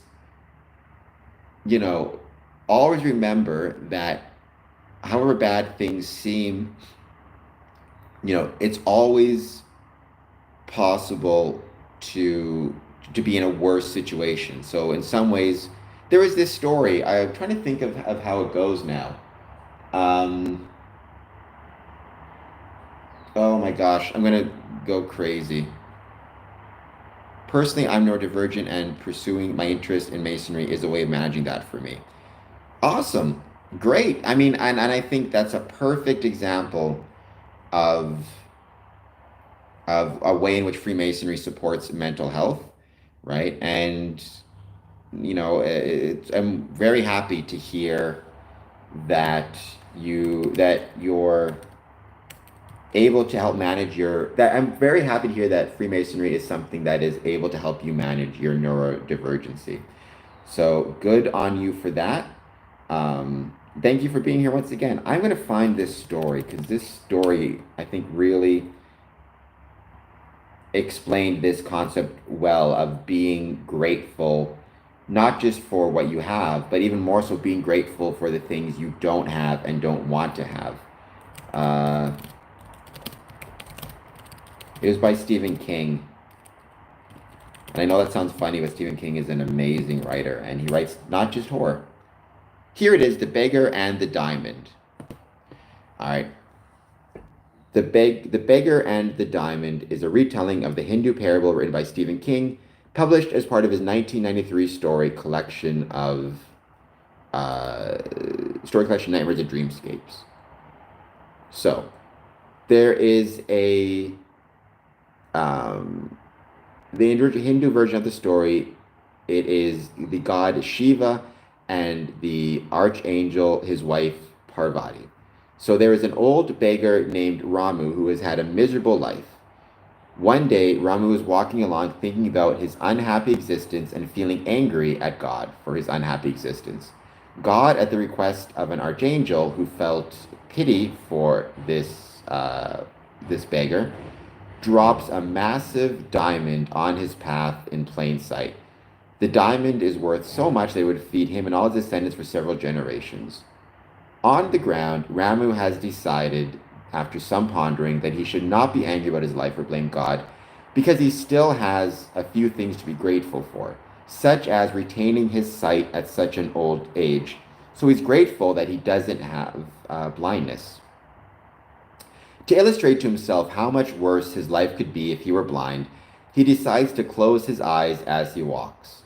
Ironically, he does not see the diamond because of this and merely walks past it, missing it by just inches. God takes back the diamond and puts an ironwood branch further up the path. Back in heaven, God says, the only difference is that Ramu shall find the branch. It shall serve him as a walking stick until the last of his days. The archangel asks God, have you just taught me a lesson? To which God answers, I don't know, have I? So I always like that story. It's a reminder of, you can be grateful for the things you have, and you should be, but sometimes you should also be grateful for the things you don't have, and that you're happy that you don't have. Greetings, Johnny Rockwell. Thank you for being here once again. We're talking about Freemasonry and mental health. Because this is Mental Health Month, and Freemasonry does many things to support mental health, including the Masonic Charitable Foundation out of England, which Masons can access from around the world. I agree, it is a nice topic. It's an important topic as well. We were talking about 10 journal prompts to spark self-reflection. If you had the chance to, which by the way, I always suggest to some Masons, if you're the type of person who likes to journal about Freemasonry. It can help both your Masonic journey and your mental health. What do you do to relax or take care of yourself is a great journal prompt. If you had the chance to adjust 3 things with the upcoming day to make it great, what would they be? What are the reasons for the choices? What steps can you take now to make them more of a reality, or more likely to be a reality? For every bad thing happening in the world right now, people are out there working to make things better. Now challenge yourself to find at least one positive effort, breakthrough, or solution happening around something that upsets you. I would even change that slightly. For every bad thing happening in the world right now, Masons are out there working to make things better.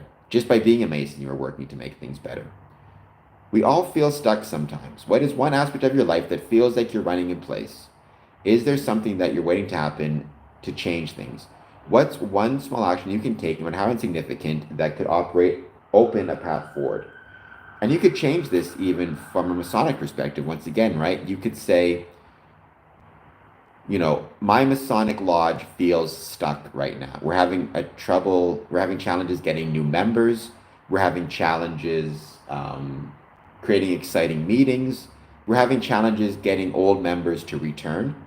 Is there something that that I can do as part of this Masonic lodge to help change things? What's one small action I can take, no matter how insignificant, that could open a path forward for my Masonic lodge and for Freemasonry? I agree with that 100%, Johnny Rockwell. It does take a real man to open up, and not take the Andrew Tate approach of things. What's something that you do that makes you feel bad about yourself? Procrastination, overthinking, isolation. Now think of what the complete opposite action is. What would happen if you tried it for a day? That is something, we all have those things, by the way, that make us feel bad about ourselves. Doesn't have to make us feel so bad, that we're thinking of, the lowest depths. But there are things, even me, that I wish, for example, one thing that makes me feel bad about myself is I wish I drank more water. I'm the worst about getting enough water. Second to that, I'm pretty bad about eating healthily as well. So what the complete opposite action of that would be: drink more water, eat more food. It's worth exploring those things. And you could say, what's something you do that makes you feel bad about your Masonic career? Do you not take enough time to study your ritual? The opposite of that, setting aside an hour to study your ritual every day. When was the time you felt completely recharged and refreshed? What were you doing? Who were you with? Are there little things about that time that you can bring to your life more often? So again, you could even apply this Masonically. When was a time when your Masonic lodge felt completely recharged and refreshed? What was the Masonic Lodge doing? Who was attending Masonic Lodge? Are there little things about that time that you can bring back into the Masonic Lodge to help it try to get recharged once again? Write down 5 cool things you've already done that made you feel happy or peaceful, already knocked off your bucket list. What was it about these things that made you feel good, and how can you work that into your day-to-day life? One of those 5 things could be Masonic. You know, what is something you've achieved in your Masonic career? Getting your Master Mason's degree, becoming Master of the Lodge, putting on a degree, some type of Masonic event you've organized. Of those, so what I'd say is, again, to apply this to Freemasonry, write down 5 cool things you've already done that made you feel happy and peaceful, and make at least one of those 5 things something related to your Masonic journey. We can usually think of things we want to change in our lives pretty easily, and sometimes they feel too big to take on. It's important to remind ourselves that we can do difficult things. What's something you used to struggle with that you don't struggle with anymore? Have you rewarded yourself for your success? If not, what can you do to celebrate? So again, can you apply that to your Masonic career? What is something in Freemasonry that you used to struggle with, but you no longer do? Did you used to struggle with your ritual work, and now you no longer struggle with your ritual work, but you're actually pretty decent at it? Not perfect, because we're never going to be perfect.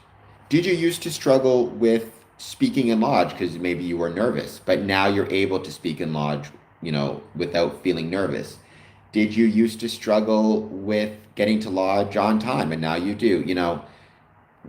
What is your Masonic successes? And even more important, did you reward yourself for your success? So if you had success in Freemasonry, let's say you learned a really hard piece of ritual, have you, rewarded yourself for your success? Either by just giving yourself a good job, maybe treating yourself to a nice cup of coffee. Could be anything, right? Think of a time when someone's kindness, courage, or optimism gave you hope. Now flip it. What if you were already someone else's signs of hope without realizing it? What do you think you did to inspire that person? So I would even apply this to Freemasonry. Instead of saying, think of a time when someone's kindness, courage, or optimism gave you hope, think of a time when a Mason's kindness, courage, and optimism gave you hope. And what if, for your fellow Masons, you are already someone else's sign of hope without realizing it? I hope that makes sense. Those are 10 examples of journaling prompts that maybe Freemasons can apply to their own lives.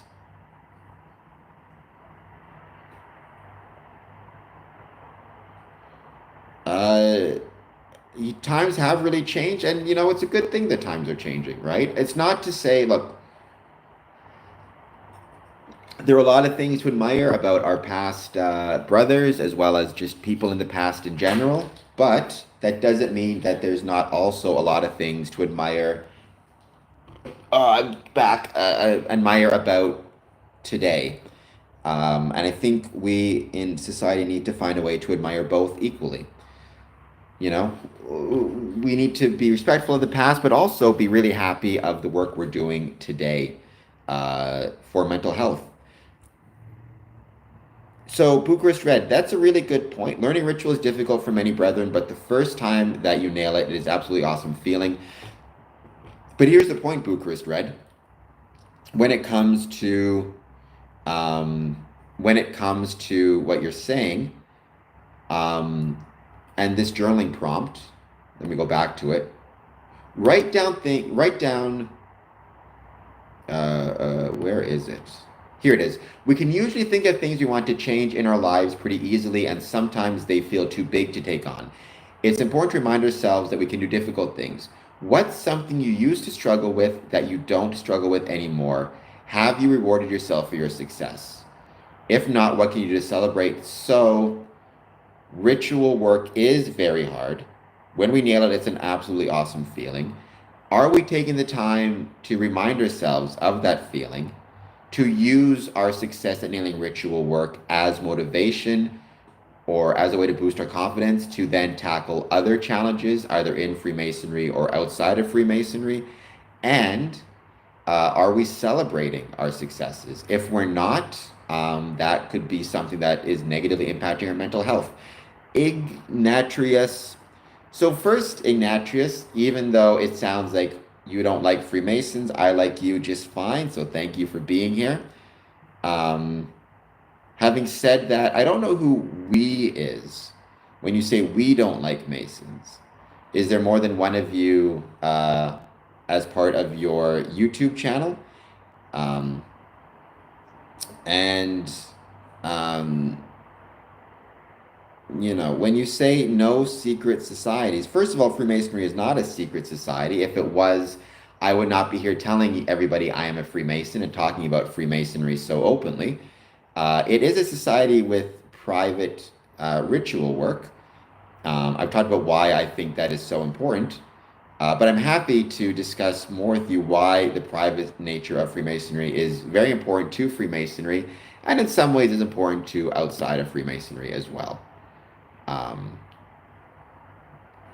you know, and all of the wonderful things that Freemasonry truly, truly does.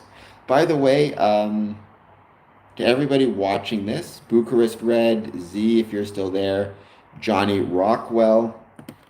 I think I mentioned this a couple times in the stream already, but nonetheless, if you can go to patreon.com/square and compass. I would love it if you guys could support me there. You don't have to, you know, join at a paid membership level. You can join for free. But it would be wonderful to have more members of my Patreon. The more members I have, the you know, the more I'm able to promote the ways in which Freemasonry was and is relevant to the communities in which it's located. You mentioned knowledge about a tipping point. There is a tipping point in Freemasonry, I'm sure, on both sides, though, and that's the scary part, right? That is the scary part of Freemasonry, and not just Freemasonry, of just organizations in general. There can be a tipping point that leads to a great deal of success, increase in membership numbers, increasing in, you know, community involvement. There can also be a tipping point the opposite way, which is, you know, things start to go downhill very quickly. And I do think in the 1960s, we reached a tipping point on the opposite way where we started to see numbers dropping, especially in North America. But I'm hoping we can find a tipping point on the other side where we can start to see, you know, our numbers go back up. It does for sure. No, I agree with that completely. By the way, I hope that I'm just going to mention this again. Everybody who's watching this, please hit the like button. Please hit the subscribe button. Let me know how it's going. Please support on Patreon if you are not supporting on Patreon. Answer our poll question. And just in general, let me know how it's going. I think we're probably at the stage where we're kind of finished with our main topic. I don't think there's anything more to cover right now. So now it's going to go back to just the let's hang out and chat section. So anything you guys want to talk about when it comes to Freemasonry or anything else in general, I'd be just really curious to know. And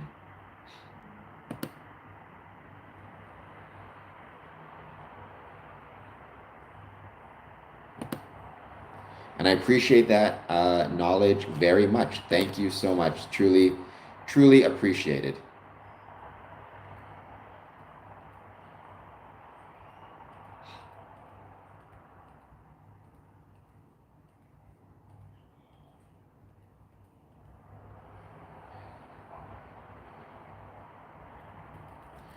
I'd like to hear your thoughts on Ari Aster's Motives. He's the filmmaker, right? What did he... Did he do a film about Freemasonry? He did like Midsommar, Hereditary, Beau is Afraid. Um, oh, movies. Oh, okay. I thought you said motives. I read that wrong. Um, well, I mean, I love horror. I mean, maybe you know that raised eyebrow and probably titled that before. So, I mean, I'm a fan of, like, I enjoyed Midsommar. I enjoyed Hereditary. My love of scary movies tends to be more on this side of slasher films, especially kind of the fun slashers. Like, I love the franchise players, like the Freddy's. My favorite movie of all time is Nightmare on Elm Street 4 or Nightmare on Elm Street 5 today, Nightmare on Elm Street 5, because it's rainy. And when it's rainy days, my favorite movie is Nightmare on Elm Street Part 5. Um, so I tend to be more a fan of those style of movies, even the PG-13 slasher flicks like Ouija, things like that. I love those movies a lot. The I don't like the term, but nonetheless I'm going to go with it. Elevated horror. I really am not a huge fan of. Well, I, I like them. I enjoy them, but they don't have the same rewatch value to for me as, say, A Nightmare on Elm Street. So if that makes sense. Um, So I like his movies, but I tend they don't have a lot of rewatch value for me. Whereas I can watch Halloween over and over and over and over again. I used to have a theme movie night to watch Slumber. First of all, raised eyebrow. Nothing but respect to you for um, it being Slumber Party Massacre 2. The fact that it's that movie and not Slumber Party Massacre, right off the bat, I have a great deal of respect for you because, I find one of the ways you can tell like a decent horror movie fan from a, poser is when they'll talk about like their favorite films, they'll say like Halloween, but they won't mention any of the sequels or know anything about the sequels. The fact that it's the second one, which is a great movie, by the way. I love the weapon in that movie. The guitar with the drill. I think it's hilarious and awesome. And I like that movie a lot, actually. Um, what was the movie related food, though? I'm trying to think what food they ate in Slumber Party Massacre 2. I can't think of it now. If you can think of it, let me know what it could be. Because I cannot for life of me think of what movie what food they were eating at the time.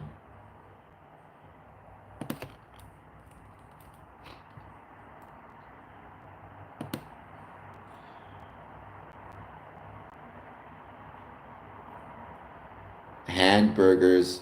Oh, so you're going. I was trying to think like what because they had like the snack or whatever it was, right? Where they had like a bunch of snacks. Okay. So is it are you actually out there chopping off people's hands? Or I'm assuming you turn, ground beef into the shape of a hand. But so is that your favorite movie? Slumber Party Massacre 2? Because if so, nothing but respect. Nothing but respect. For not going with one of the for going with an actual legit uh, sequel. Slumber Party Massacre 2, by the way, came out in 1987. Was it released on video or was it actually?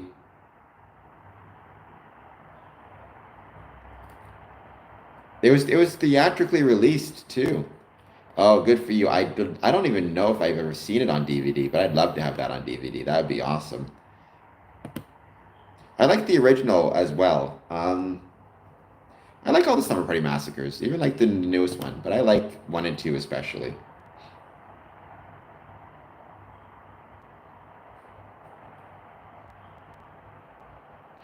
The film has been released on DVD three times. The first release came from New Concord Home Entertainment. Extras include actor bios. Re-released it on a double feature DVD along with the original in 2003. These versions are both currently out of print. Shout Factory released Slumber Party Massacre 2 and 3 in October 2010. I may have to look into that because I'd love to have that as a DVD.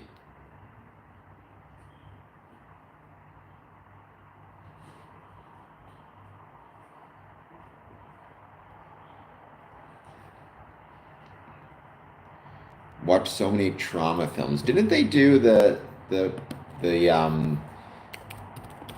uh Puppet Master films? Are you saying trauma? Like trauma? Because he did what? Toxic Avenger.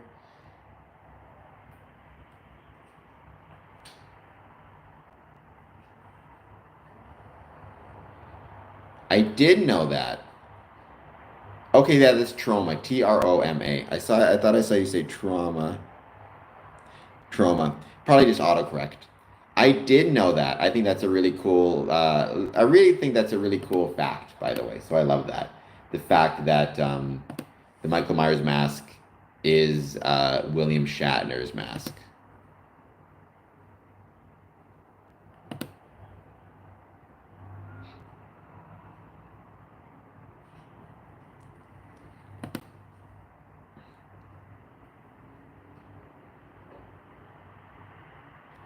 And to everybody watching once again, yeah, no, it is. It was a William Shatner mask that they then spray painted white.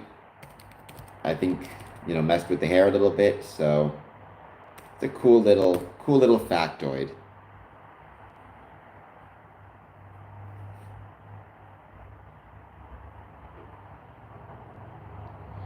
Yes, it's just because he had to walk slowly to try to make that the equivalent of the Michael Myers or the William Shatner line delivery, walking slowly.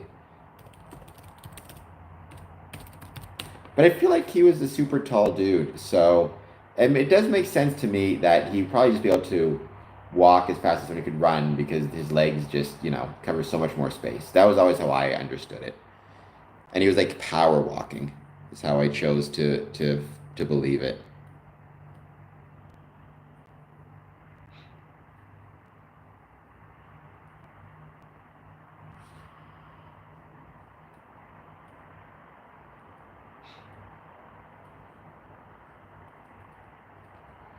It was, and Johnny Depp then came back on Friday. Then Johnny Depp did return for Freddy's Dead: The Final Nightmare, and Kevin Bacon's first major film role was Friday the 13th. So I thought that was really cool, also.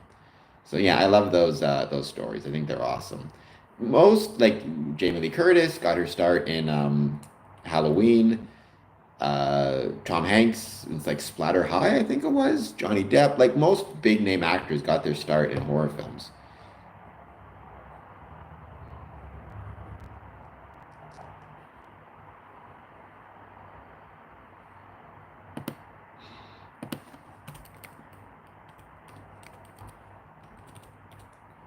But I hope everybody is doing well. I hope that everybody will take a moment to please, if you're just joining, hit that like and subscribe button.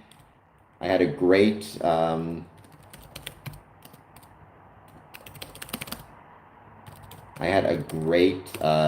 today, and I'm going to be writing some stuff about what I've talked about today on Medium. Raised eyebrow. I'm not sure if you follow me on Medium or on Patreon or on any of my social medias. Let me know, because if you do, hopefully you'll see some of the stuff that I will be writing about shortly. But I'm gonna kind of follow along in this. Okay, follow Instagram. All right. If you get the chance to follow on Medium or again on Patreon, I truly appreciate it. It will help. The more people I have following on those sites, the better it is in terms of my ability to spread my message on Freemasonry. I can share the links again if you'd like, and following me on those sites is completely free. So.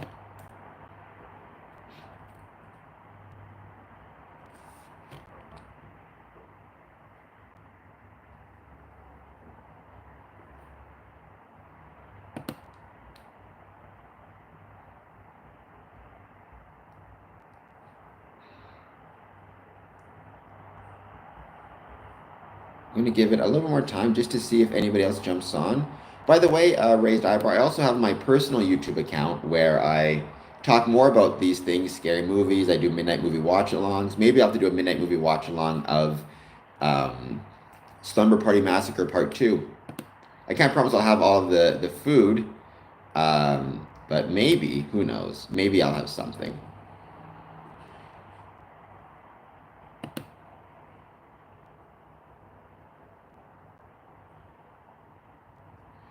Do you follow me on my personal YouTube channel? I forget if I've seen you there before because I always get these streams mixed up. My Cameron Adamson YouTube channel. If not, I'll definitely leave a link to it in the description. All right, let me just find the link to that. You should be able to click on it, I hope.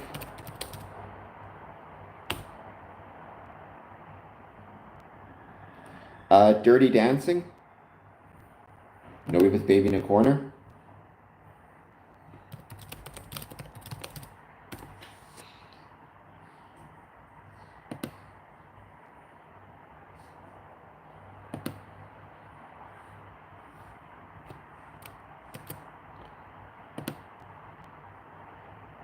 Is what I'm going to go with. All right, Raised Eyebrows coming at you in just 1 second. Oops.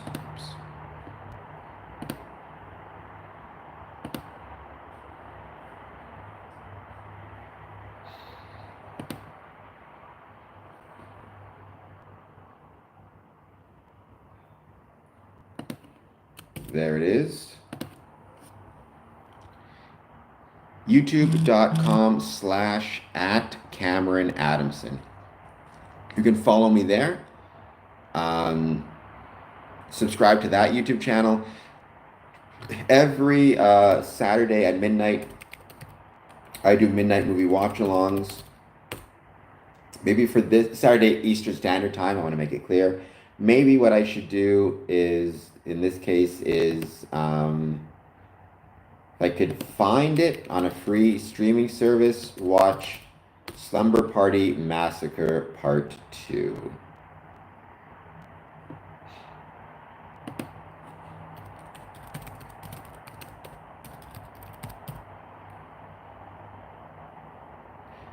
Slumber Party Massacre Part 2 is available on Tubi.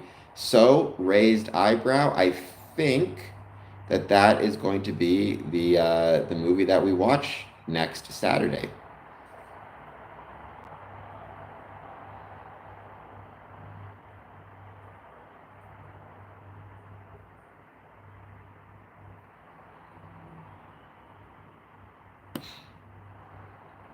They have both on there. They have Slumber Party Massacre 2 and the original Slumber Party Massacre. I don't know where the new one is located off the top of my head, but I think it's on Shudder.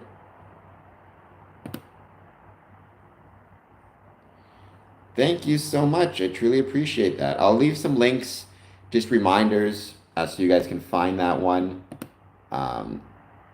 This is true for everybody who's going to watch this one as well.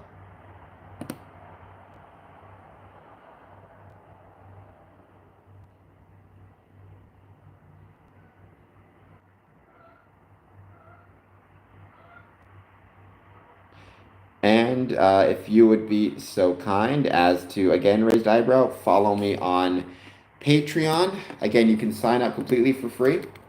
I'm more interested in getting free members, or just members in general, as opposed to, you can do that as well. Once again, patreon.com/square and compass.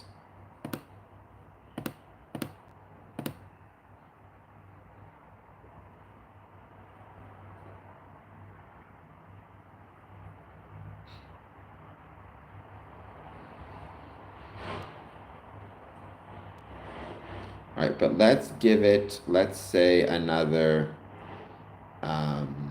couple minutes, just on the off chance we'll get some new people joining us. We can thank Tubi for having Slumber Party Massacre available, so that's what we'll watch. If anybody, though, has anything to talk when it comes to Freemasonry, now is the time. Jump in the chat, say hello. What is my absolute favorite scene in any horror movie? The power up scene from Nightmare on Elm Street Part 4. No question.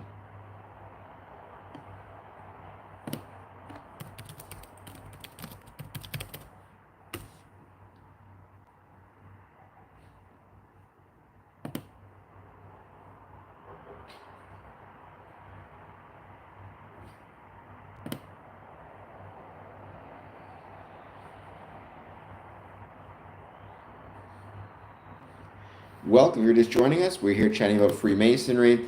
And now, we had our earlier stream where we talked about our specific topic. In this case, that specific topic being Freemasonry and mental health. Now we're just kind of chilling, talking about whatever. In this case, talking about horror movies because I love scary movies. Scream 2. Yeah, Scream 2 is a great sequel. I mean, the Scream franchise, it's one of those franchises where critics have kind of accepted or argue that it has no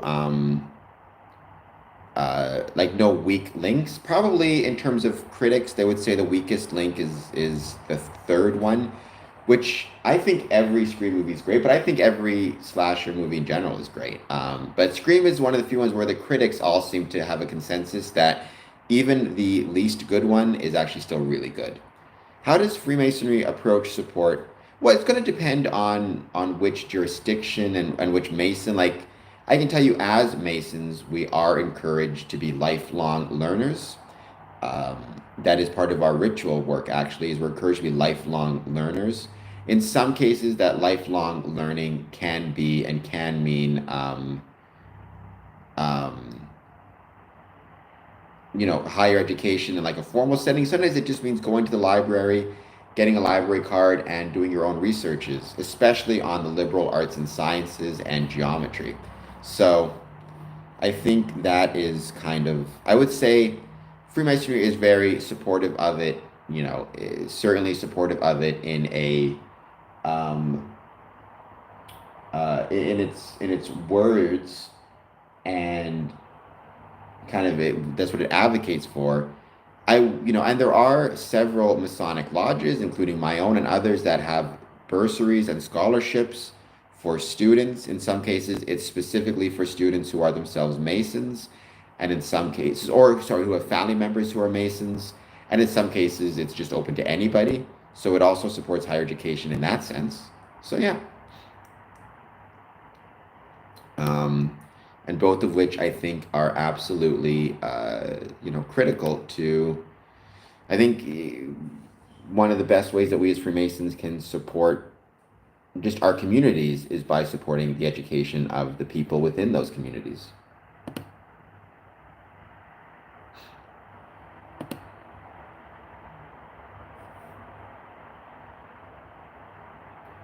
And welcome if you are just joining us. Hope you'll hit that like button and subscribe button. As always, having a great time here on this stream. It might be kind of fun to do an actual podcast on Freemasonry and education at some point. I think that would be really enjoyable.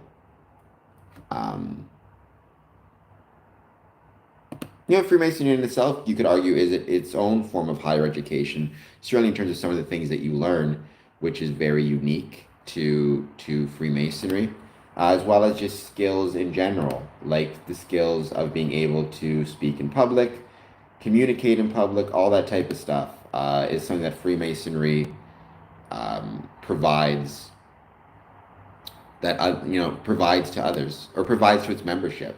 So I guess 3 answers, raised eyebrow. First, in its rhetoric, that's the word I was looking for. In its rhetoric, it encourages, in the ritual, all Masons to learn, to engage in lifelong learning, especially in the liberal arts and sciences, especially in geometry, and especially in Freemasonry, both in terms of formal education or informal education. It provides scholarships to members of the community to attend higher education In some cases, those scholarships are for people with a Masonic family member, um, and in other cases, um, for Masons, for just anybody. And you could argue Masonry itself is a form of higher education. So the academic branches that exist within Freemasonry are going to be dependent on the jurisdiction, but most jurisdictions do have some type of um, what's the word I'm looking for? Some type of academic branch. In Ontario, here it's called the College of Freemasonry. There's also a York Rite College. I can think of a few, and like Texas has something, I can't think what it's called now. There's also lodges of research. So there is no single branch. It's going to be jurisdiction by jurisdiction, but it is absolutely the case that there are academic branches to Freemasonry in most jurisdictions. And in some cases, those academic branches can be somewhat open to the public. They may do public events where they invite the public in to hear a lecture on Freemasonry. So,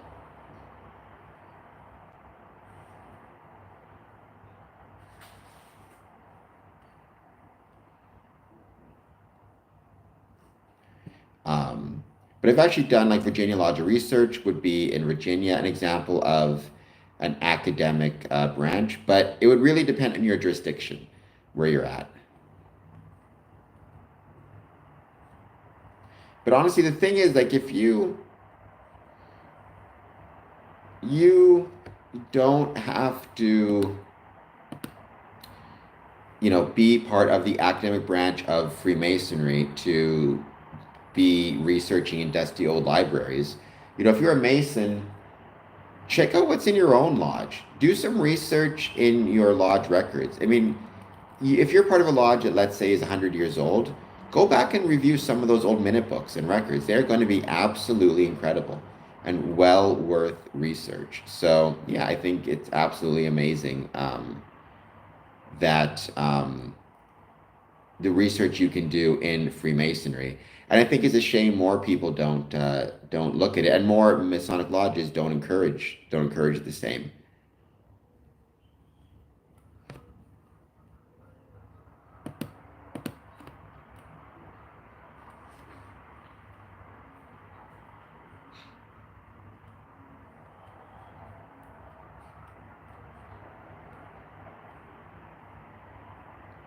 Nice. I can imagine. I am sure the Grand Lodge in New York City has an incredible library. I've never had the chance to visit a Masonic lodge in New York. I had the chance to walk into the Grand Lodge offices in New York, um, but they weren't offering tours at that time, so I didn't really get to see much beyond the front entryway. But it was a beautiful looking outside, anyways. I got to be honest with you. I was in New York City once, um, and I was not a fan of it. But I'm hoping um, I get to go back and be able to enjoy it more. I just found at the time I was there, I just found it so constantly packed, people everywhere. I was out at like 4 in the morning and there were people, and I was like, this is insanity. There can't be that many people. Um, all the time. And I saw a giant rat. I don't know. I was not a huge fan of it at the time. It's the one city I visited where I was not a big fan, but that was a long time ago, and maybe I will check it out again and love it more. Uh, yeah, well, one of my favorite movies, um, um, I can't is and let me know what you think, Ray Diver, if you've seen this movie. But one of my favorite movie is uh, Nick and Nora's Infinite Playlists, and I feel like that is in some ways a movie is like a love letter to um, New York. And one of the things that you see, New York City specifically, and one of the things you see in that movie is just like you say there, it's like always, like in that movie, there's people everywhere all the time. That's one of the jokes in that movie, is that whatever's happening to Nick and Nora, there's always like a group of people who just happen to be there around them, or in some cases getting involved, in some cases just seeing what's happening.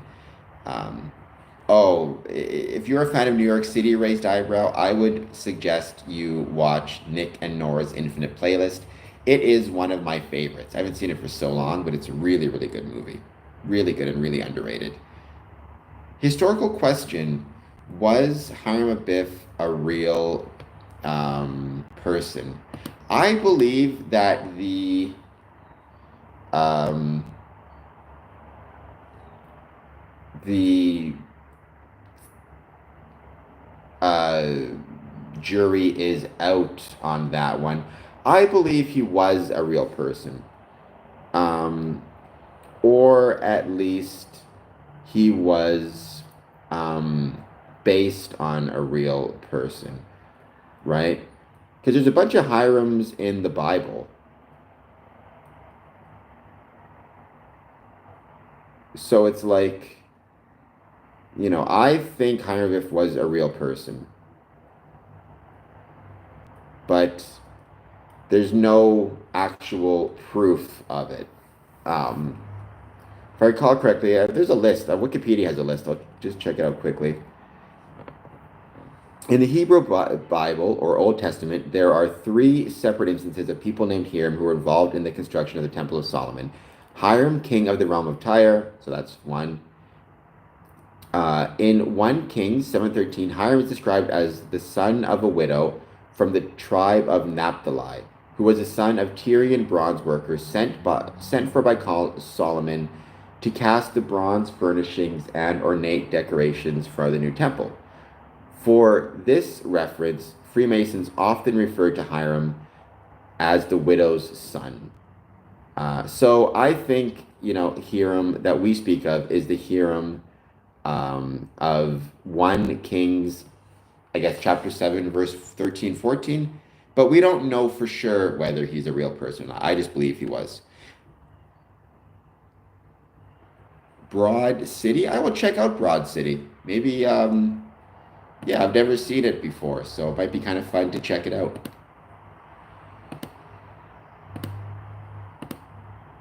What would you say is your favorite movie set in New York, or do you have one?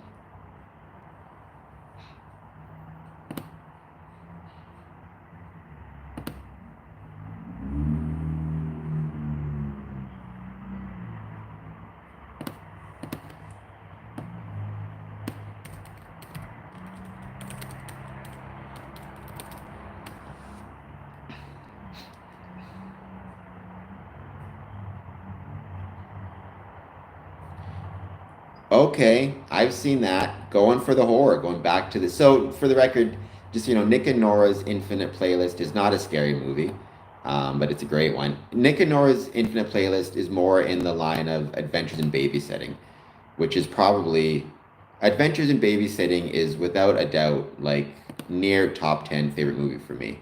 Uh, Sorry, near top five. It's always been within my top five favorite movies, Adventures in Babysitting.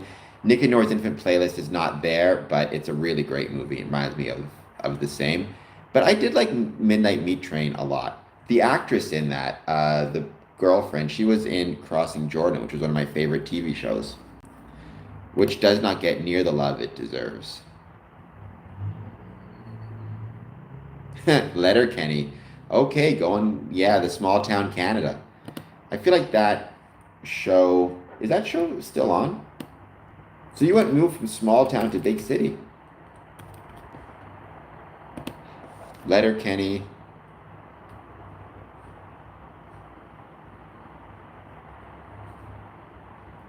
It's still ongoing.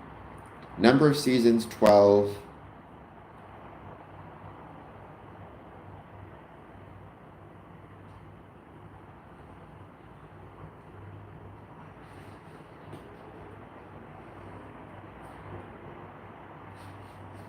Filmed in Sudbury, Ontario.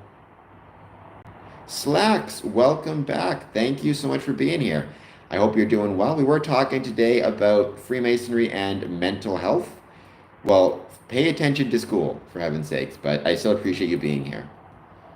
Um, it's good to have you join. Welcome to everybody who is here. Thank you to everybody who's taken part in the poll question as well. 14 votes. What are some of the ways you protect your mental health? Avoiding isolation, exercise, get enough rest, or all of the above. All of the above is still in the lead, as it should be. I hope everybody is avoiding isolation, exercising, getting enough rest. Okay, well, tell all your friends on your lunch break to subscribe to my channel. I'm counting on you, Slacks. Go out there and spread the word. But no, seriously, thank you so much for being here. Let me know how you, if you want to, things you do for your mental health, as well as just anybody watching this. So we're saying Freemasonry, I think, is one of the major factors that protects people's mental health. Certainly its members' mental health, as well as, in some ways, the community at large, by helping and supporting Masonic families.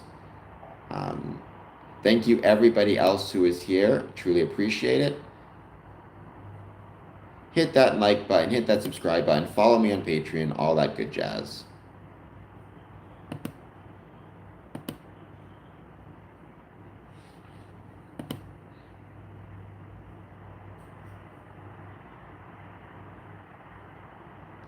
Let's give it another, let's say, 5 minutes before maybe we end this stream. I will be back tomorrow at 1 p.m. Eastern Standard Time.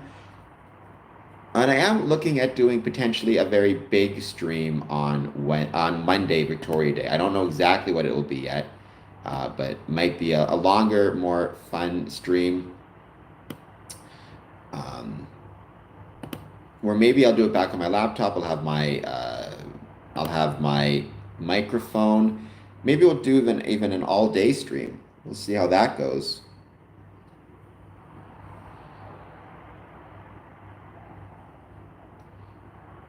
But I am going to give it a couple more minutes just to wait to see who else can find us. We have a new Patreon supporter. Thank you so much. I truly appreciate it. And everybody who can become a Patreon member, I hope you will do so. I truly appreciate it. Find me on Medium as well, all that good jazz.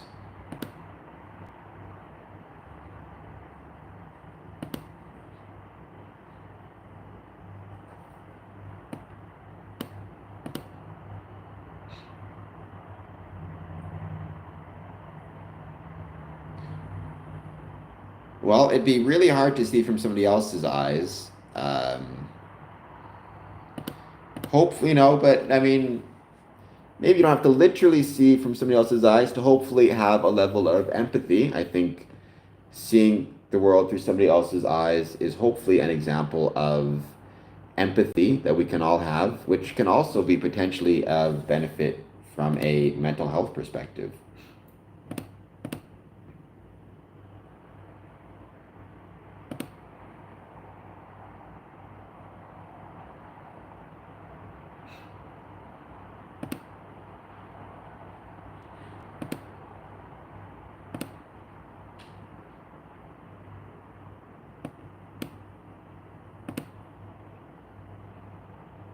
Okay, I think we will call this stream today, but I will be back on stream tomorrow, 1 p.m. Eastern, looking at some different topics, which I'm debating. So we shall see. But thank you guys so much for being here. I truly appreciate it. Go get yourself something to eat. I need to eat something as well. I'll be back on stream tomorrow, 1 p.m. Eastern. Hope to see everybody there. Thank you for joining as always, and have a great rest of your day.